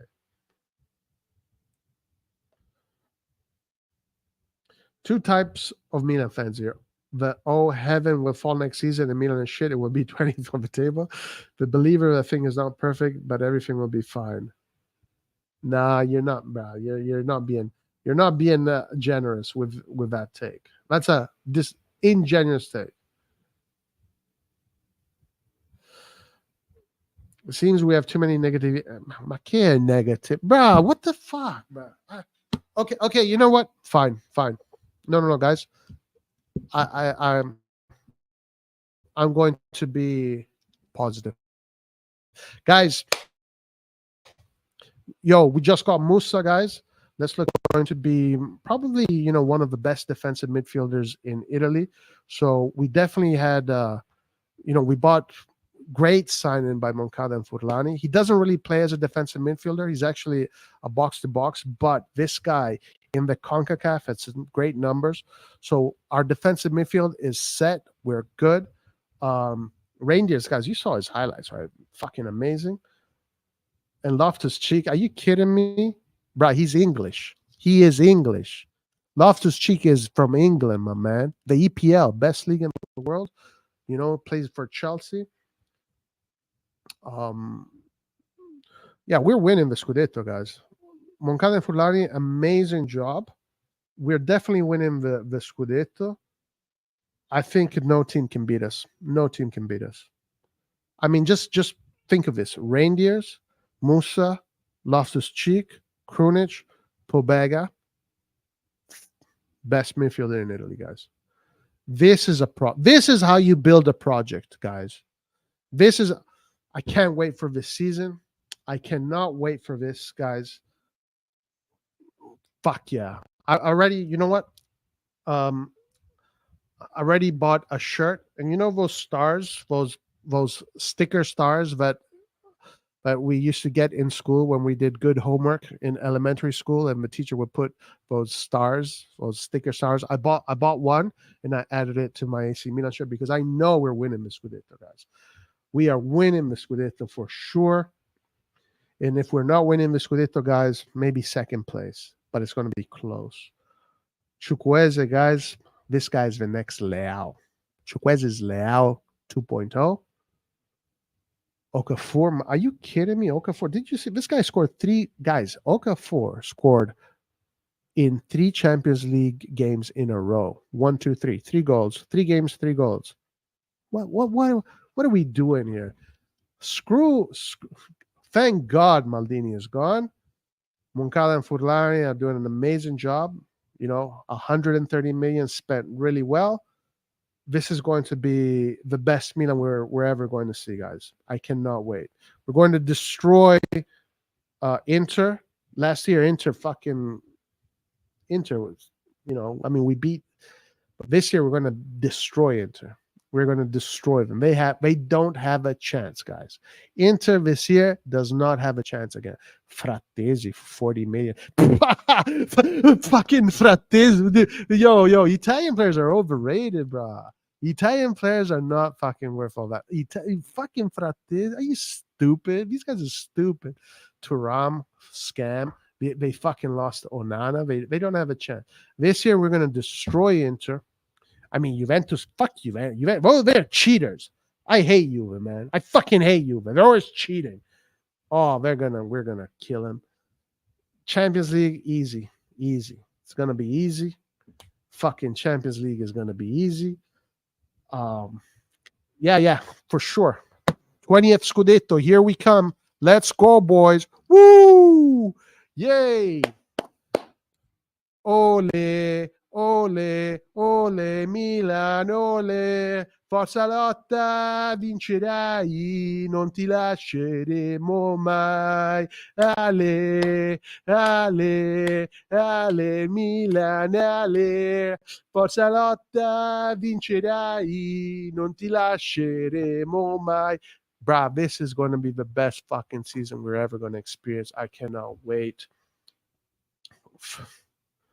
Mike Maignan, Calabria, Chiar, Kalulu, Ciao, Teo Hernandez, midfield, Loftus, Musa, Reindeers,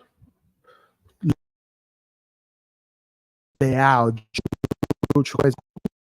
who's better than us, guys? Who is better than us? Who has ever spent 130 million better than Moncada and Furlani?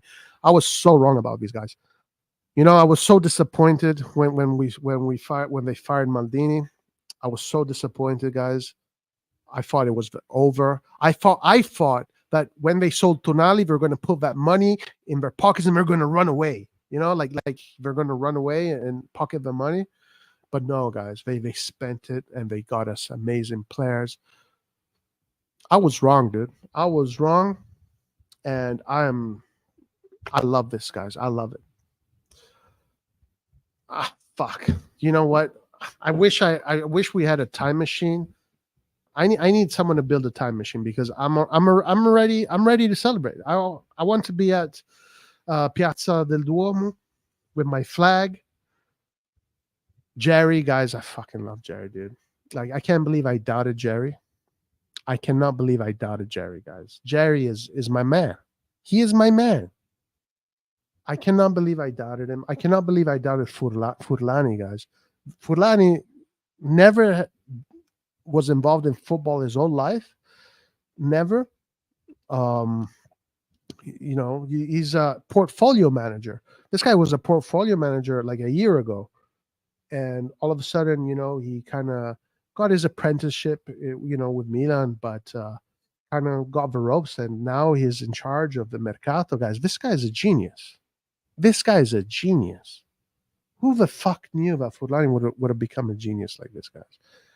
I'm flabbergasted. I cannot believe how great of a team they put together. I mean, geez, guys, Loftus Cheek 20. Yo, those idiots, Newcastle. Imagine Newcastle, those fucking morons. They went and wasted 80 million on Tonali while they could have gone and paid 20 million for Loftus-Cheek, or 20 million on Musa, or 20 million on Reindeers, or 14 million on Dominguez, guys. But they hit those fucking idiots spent 80 million on Tonali. What morons! No, guys. This is great. This is great. I love it. This is I'm glad Maldini is gone. I'm glad that we don't have arrogant anybody to contribute. Maldini is an arrogant piece of shit, guys. No, this is a team effort. Redbird is a team effort, okay? And they're building an amazing team, guys. This is great. This is going to be amazing, guys. This is the fucking best AC Milan that we'll ever see in the history of the game.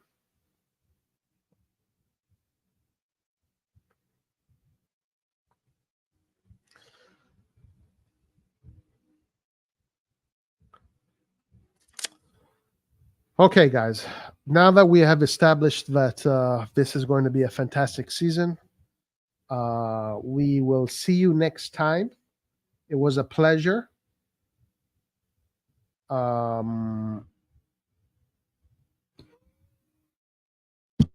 We've done enough for today. As far as the news goes, let me see. Let's just do a quick glance of the news, but it's going to be incredible. It is going to be incredible. It is going to be incredible.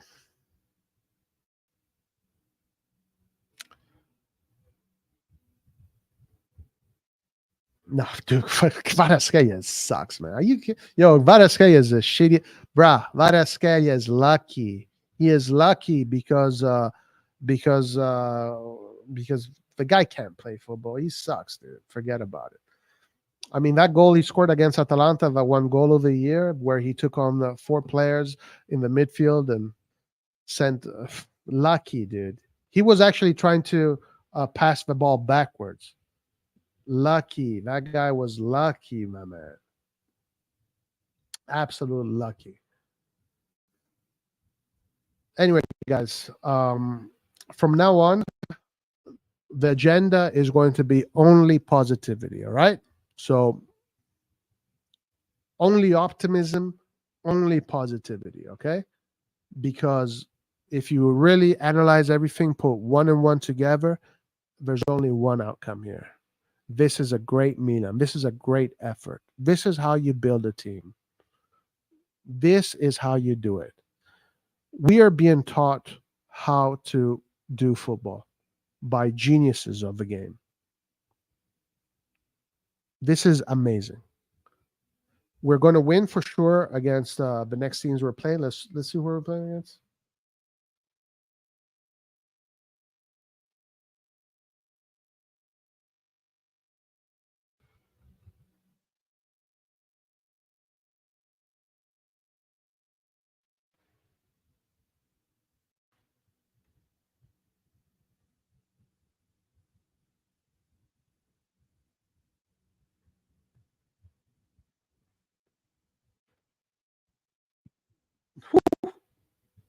$20 million, baby.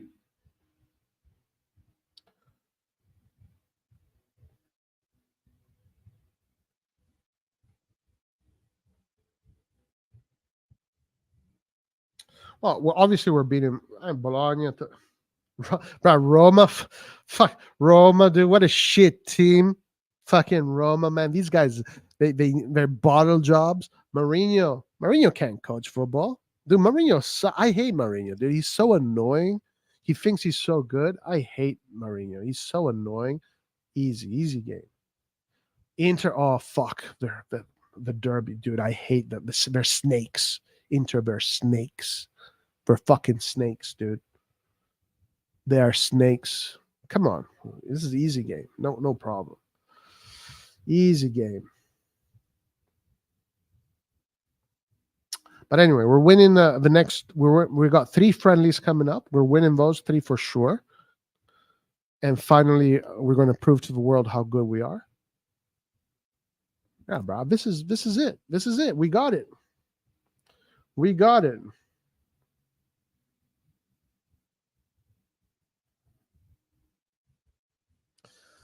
We got it, guys.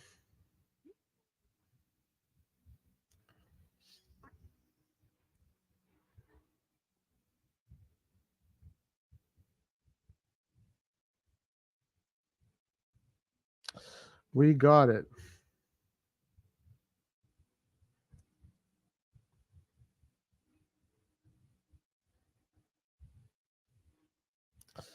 Yeah, it's true.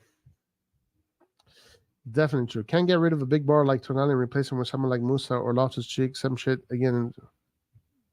Dude. Massi. Yo, that's you're being negative, my man. Don't be negative, okay?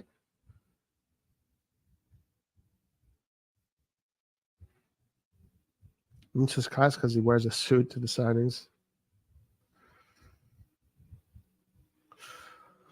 All right, let's finish with some news. What a weird experience this was today.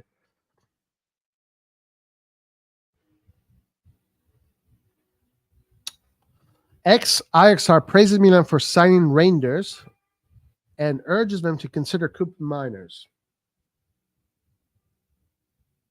Oh, let's watch this, guys. We gotta watch this. Let's watch this. Tell me there's a video.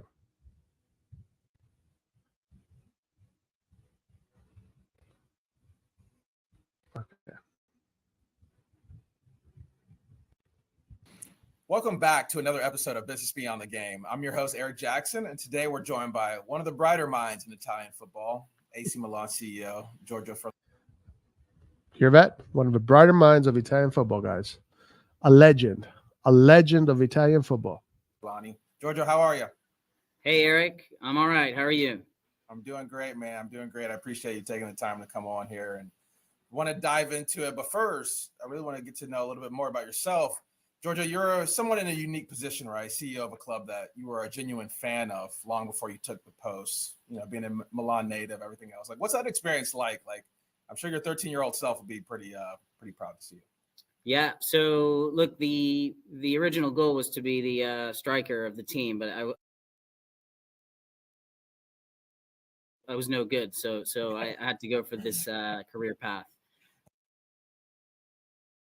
So yeah, look, I'm extremely lucky and privileged, and I have a big responsibility to the fans like the 13-year-old Giorgio.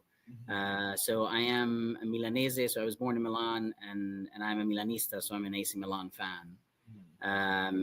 My career had nothing to do with soccer or football until 6 years ago at this point. I got involved. I became a director of AC Milan, and I became the CEO about 9 months ago. So yeah, I'm extremely lucky, very happy to be here and trying to do a decent job. Yeah, no, definitely, for sure. Like, prior to this role, right, you were portfolio manager at Elliott Management, an expert in international finance. Like, how much do those skills just translate into what you're doing today? Yeah, so there are elements of what I do that fundamentally involve negotiation and deal structuring that are the skills from before.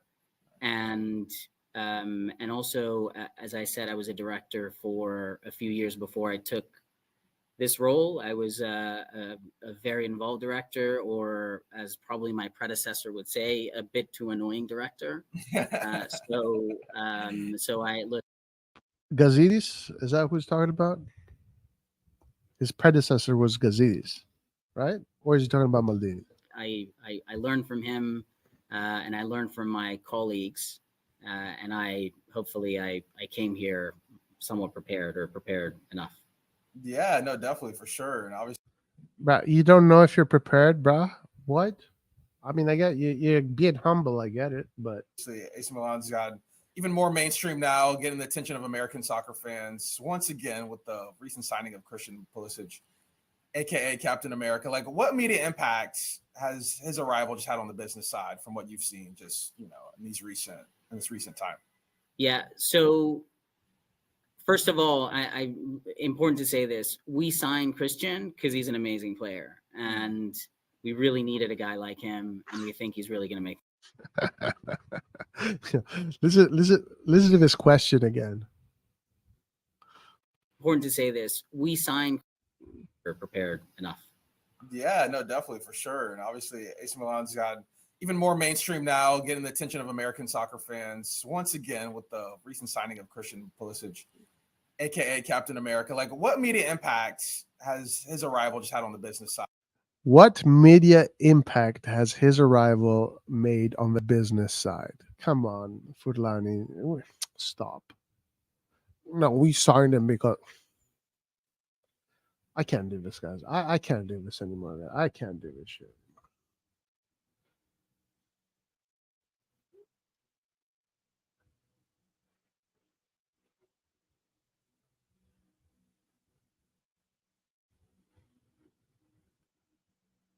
I think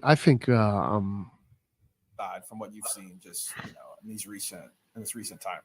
Yeah. So first of all, I important to say this: we signed Christian because he's an amazing player, and we really needed a guy like him, and we think he's really going to make the difference.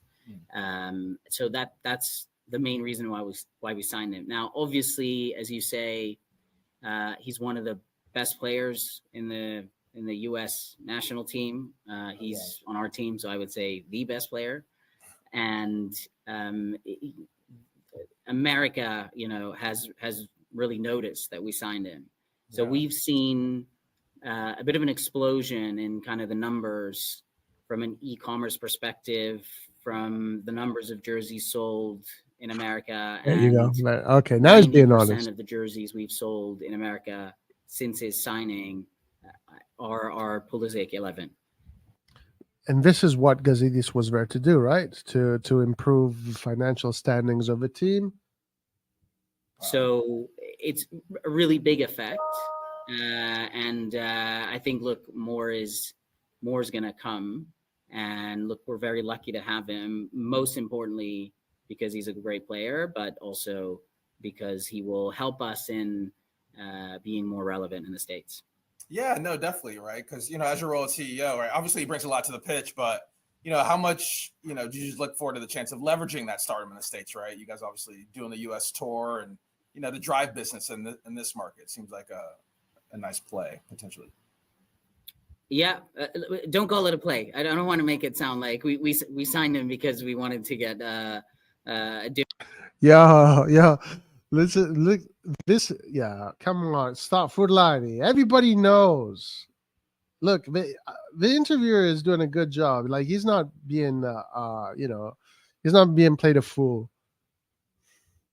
Don't call it a play. I don't want to make it sound.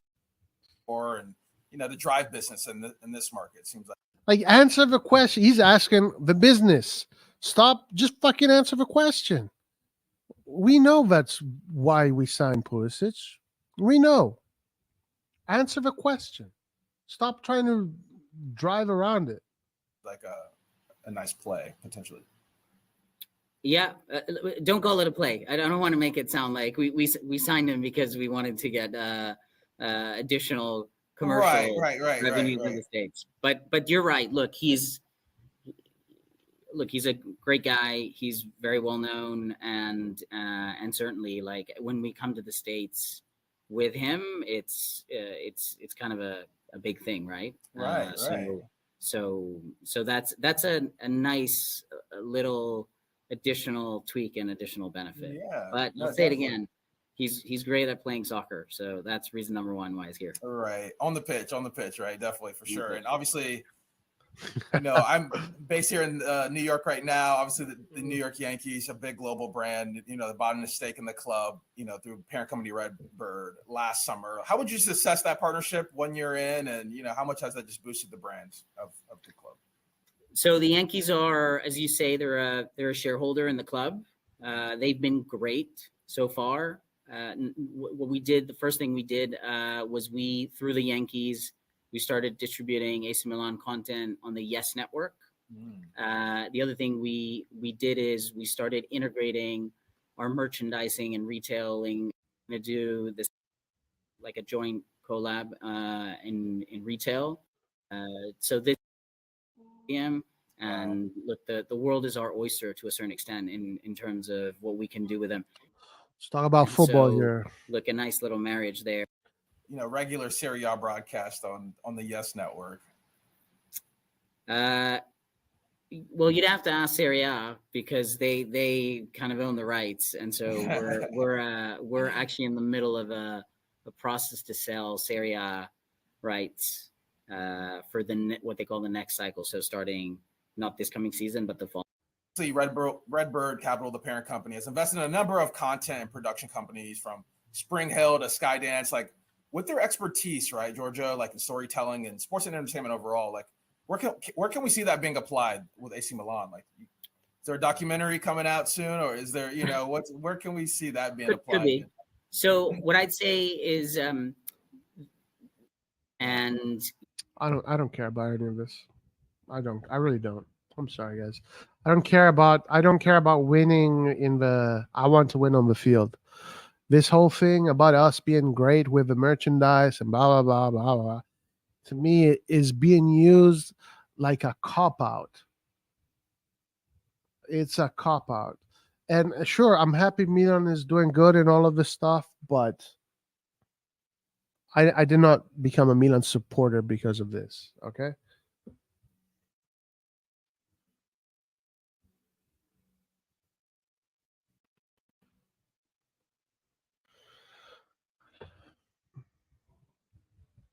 All right. AC Milan have officially announced the signing of USA international midfielder Yunus Musa from Valencia on a long-term contract.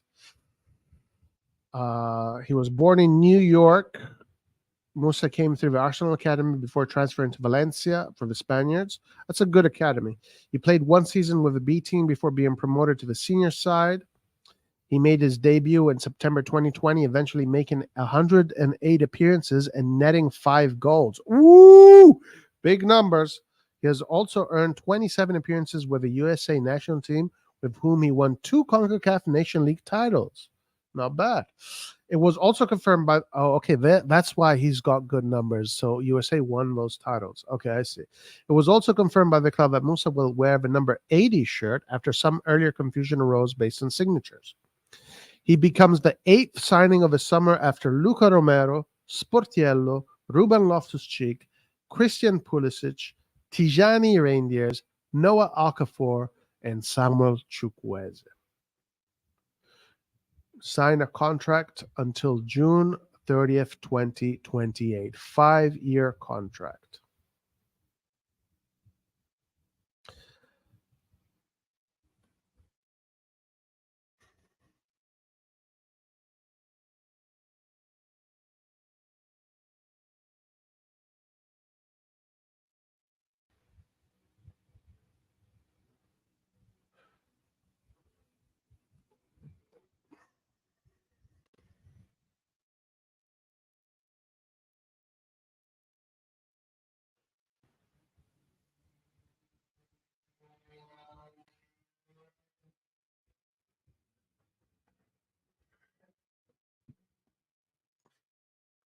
All right, so his Liga 2023 numbers, as you can see from his heat map, he mostly played on the right side of the field, almost like a wing back, almost. Interesting. Now, this is very interesting because Tonali and Benacer, when they played in that role in the pivot, if you look at their heat maps, they pretty much occupied the whole midfield, while Musa seems like he played mostly as a midfield right and midfield center. But even when he played in the center, it looks like he likes to go on the right side. So he probably has a tendency to go on the right side. He played 33 games, started 26 minutes per game, 65. He did achieve 1 team of the week, 0 goals, 2 assists. So offensive output pretty much is 0. I guess that's not what we're really expecting from him anyway. Accuracy per game, he had 82%. Own half, 87%. Opposition half, 74%. For a midfielder, these are not good numbers. I think if you just look at Kessi's numbers, his numbers were in the 80 percentages. I think Tonali actually was similar to this. But we want a little bit better than that. Interceptions per game, 0.3. Tackles per game, 1.5. Successful dribbles, 44%. Total duels, 150%. Ground duels, 152%. Aerial duels, 143%. Yellow cards, 10 yellow cards and 1 red card. So this is a player that definitely likes to break a few legs. 20 years old, 5'10", not too tall.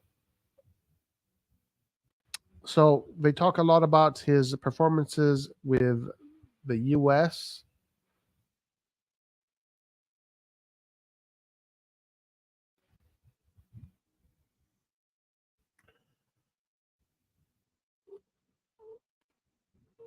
So in the US, that's what his heat map looks like.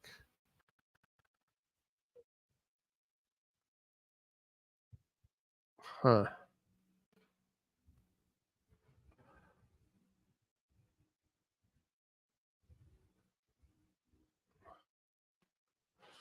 So with the US, no assists, no goals.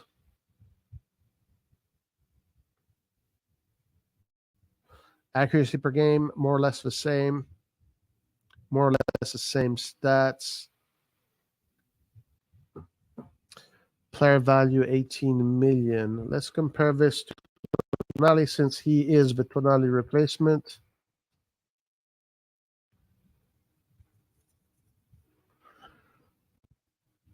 So Tonali now is 23, market value 46 million. Let's go to Serie A 2023. That rating is very different. 7.21 for Tonali, while Musa had 6.57.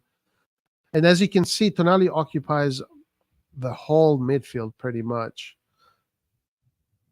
Very interesting.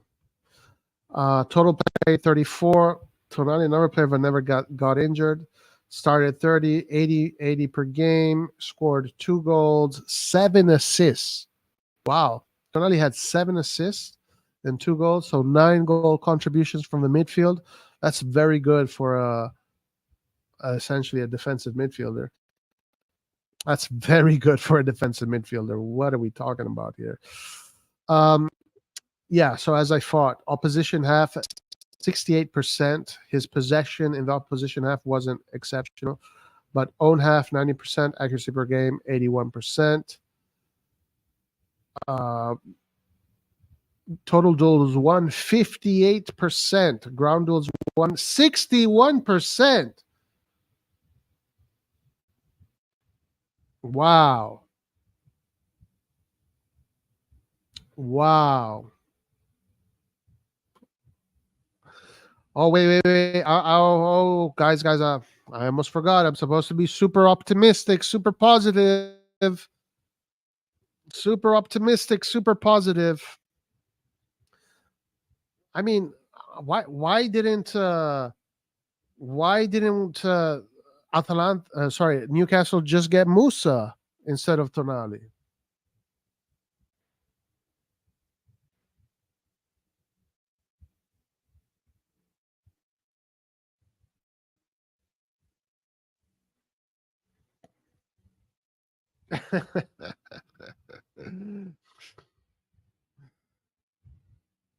No, brah. No. Rangers is not. Oh, my Lord. Jason B, today your takes have been exceptional. Reindeers is a replacement for Benacer because we don't have Benacer. Reindeers is more of a Benacer type of player, my man. Lord have mercy.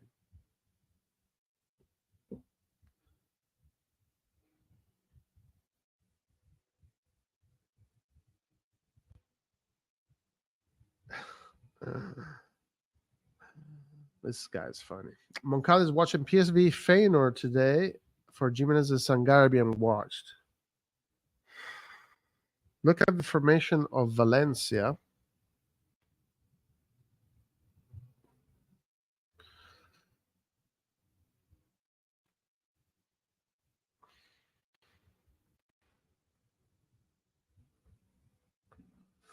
Okay, so this was actually let me pick another game. Let me pick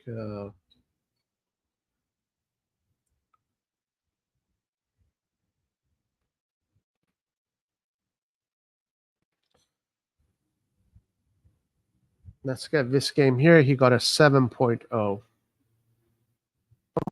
my god, he got a 4.7 in this game. But here, this game here, he got a good rating. So let's watch this game here.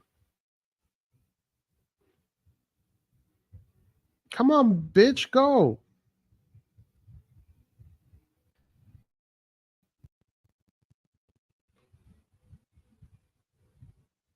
Okay. All right, so in this particular game where he got a good rating, he had 32 touches out of 11. Only, how do you pass the ball only 11 times in the court? Crosses 1 out of 3, long balls, ground duels 1, 7 out of 12, aerial duels 1, 1 out of 3, possession loss 10, fouls 6 fouls, damn. Clearances 1, tackles 2. So this was his best game here. And let's see the formation.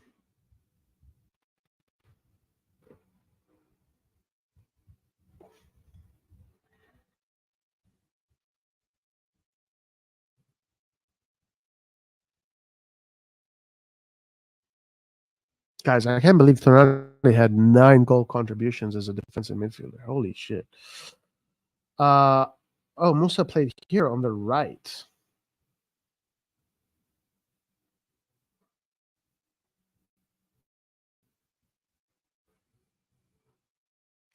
Five, 4, 1. Why are we getting Musa again, guys?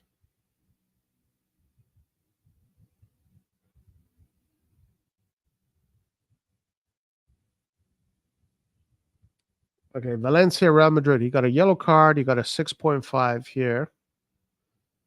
Let's see.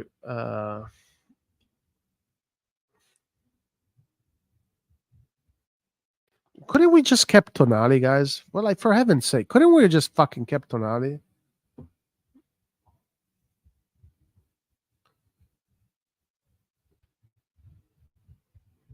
right, here Valencia played in a 4-2-3-1. I don't see Musa, but he was subbed in for someone for the 90th minute. Oh no, he got injured.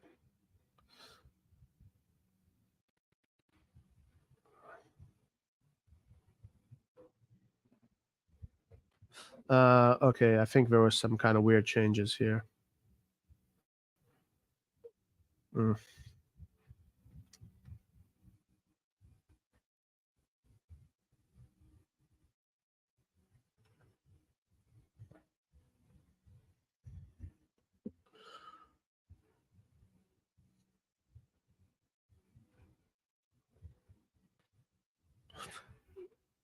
Are we replacing Tonali with a guy? So yeah, so essentially we're replacing Tonali with a noob. Essentially, you're saying, yeah, we all agree.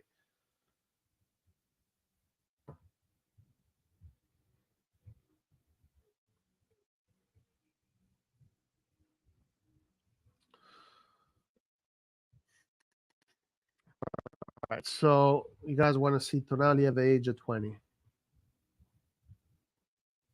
Yeah, but the thing is, why are we replacing Tonali with a 20-year-old Tonali? We already have a 23-year-old Tonali that we built that is a fucking super top G. Why do we need to replace him with a 20-year-old Tonali? All right, so 23, 22, 20. All right, let's go to his first season. Okay, first season, he got a 7.9, so that is higher than what Musa got. 35 games, 34 started. He scored 1 goal that season and 7 assists. Oh my lord. Bro, what the fuck? So his first season in Serie A with Brescia.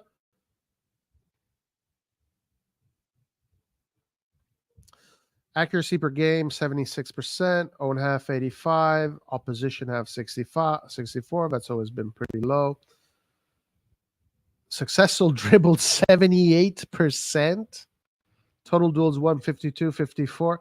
Bro, when Tonali was Musa's age, he was already a top G. What are we talking about? What are we doing, guys? What are we doing? All right, this season wasn't too good. This season, so obviously there was issues here. He only played 25 games, started 17. Was this with Milan? Was this his first? I think this was his first season with Milan. Yeah, this was his first season. Well, yeah, with Milan, his first season was pretty poor, yeah. We all remember it, yeah.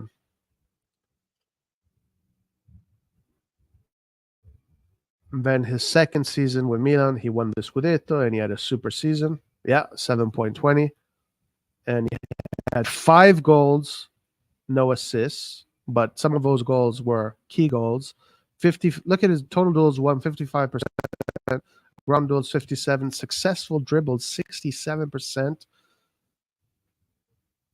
And then his last season. So basically, his first season with Milan was a little bit off, but his first season in Serie A with Brescia is top G numbers, my man. What are we talking about?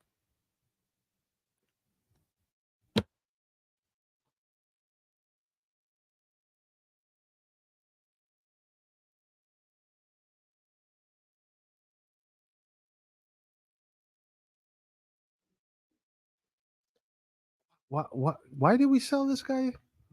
Can someone remind me why we sold him again?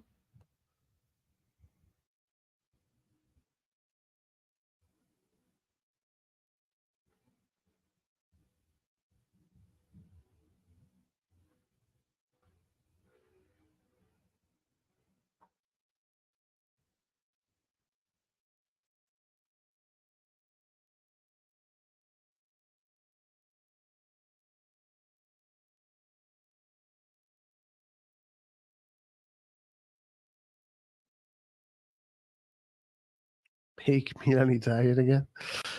Everyday copium addicts, Moneyball, cultists, behaving and smear Maldini and Tonali Italian phobic.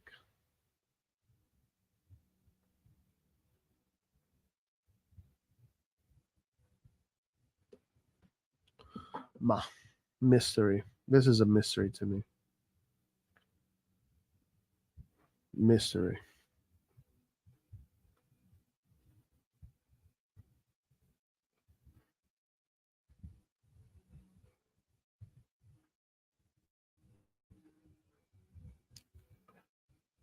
Milan will play MLS soon.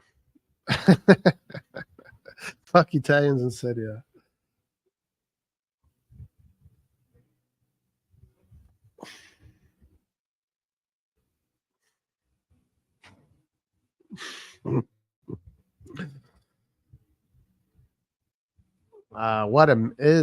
It's a mystery, guys. This one remains a mystery. How's he doing with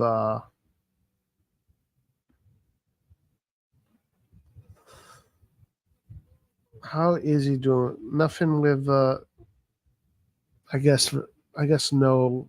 Let's see how he did in the Champions League. What did he get in the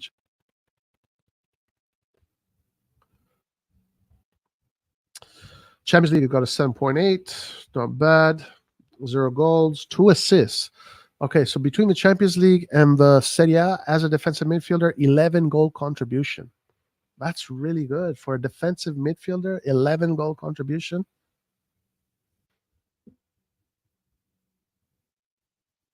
"12 out of 12 games, 88 minutes played, never got injured." He never got injured.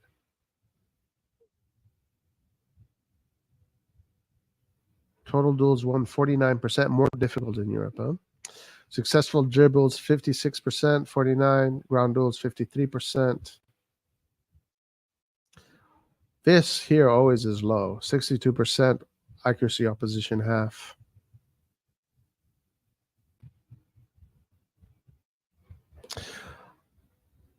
This one will always remain a mystery to me, guys. This one will always remain a mystery to me. Yes. Since Milan's not an Italian club, let's start hating Italian players. Milan FC. Inter's in Milan now with how many Italians they got. Yeah, Inter, man. Inter has a block of Italians. But again, guys, for me, it's not, don't get players just because get the fucking good players. Why don't we try to buy Rovella if you want a cheap and good option for Tonali? I don't know, man. Italians are shit, but we lose to the Inter. We're filled with Italians. Exactly. Makes no sense, man. Makes no sense. Makes no sense.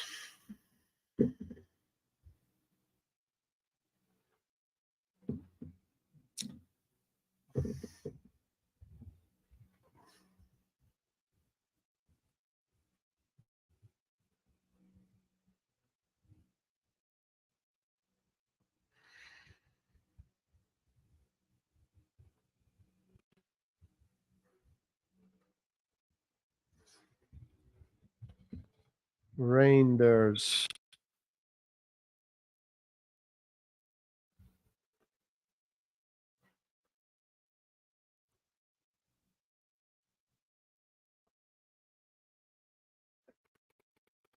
So Rangers had a very good season last season.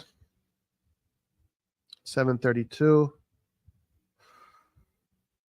Occupied pretty much the same space, but Rangers is more a playmaker, so he's more of a. I mean, Benacer's heat map looks the same. 3 goals, 7 assists. Essentially, Tonali had 2 goals. He had 7. Rangers' accuracy in opposition half is good, 83%. So we're going to compare Rangers to Benacer. Successful dribbles 63%, total duels 145, ground duels 148. Damn, that's low. That's low. We're not going to win any balls in the midfield. Benacer.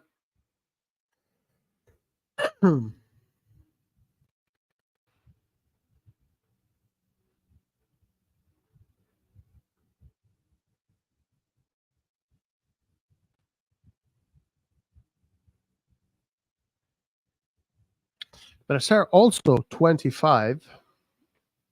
Also same position, DMMC. Same heat map. 7.20. 2 goals, 2 assists. Opposition half 80%, own half 93, accuracy per game 89. Successful drill, but total duels 154.54. Man, I can't believe how high Tonali was.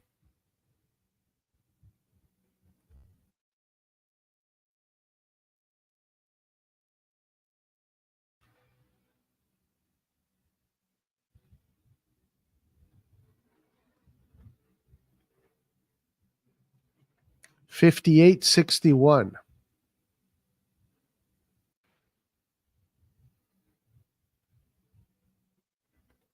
Loftus Cheek.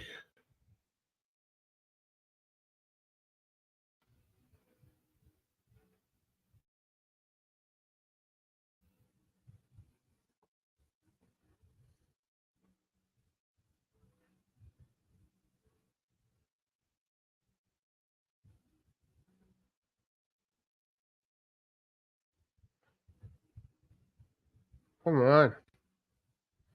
Yo, what the fuck?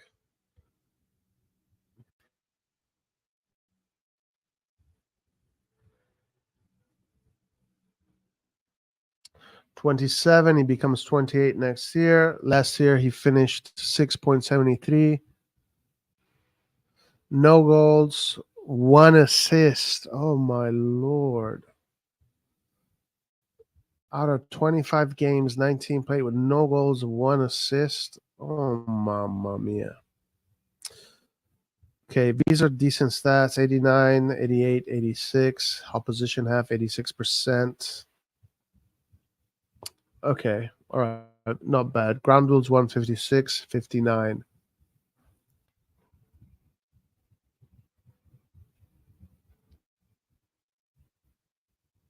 Yellow cards, 1 yellow card.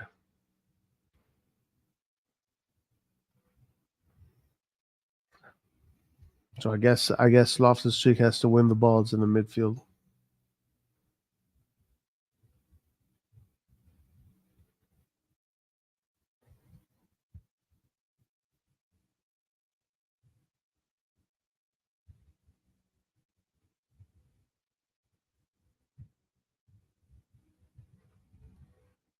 True. Bro, are you going to live? No, I'm not going to live in Italy. No.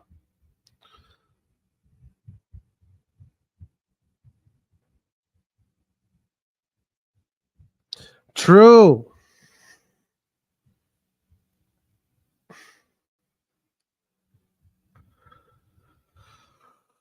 All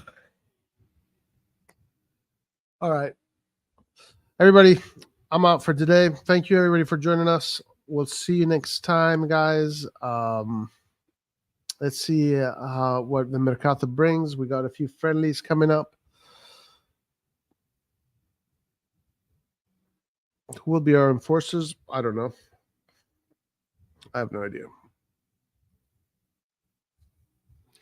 Anyway, everybody, thank you. We'll see you again during the week. Let's see what happens with the Mercato. Hopefully, good things, and we should be seeing some games where maybe we're going to see a little bit better from the team since our oppositions is going to be weaker. But it's good. It's good for the team to get that confidence. Every win is a confidence booster. So for them to get these wins against these Serie C teams, Serie D teams is going to be good for them. And against Monza, if they can get a win against Monza, is going to be good. Another confidence booster. Right now, they need a lot of confidence boosters. So we'll see. Hopefully we can. All right, guys. Have a good one. Peace out. See you till next time. Arrivederci, forza, and ciao.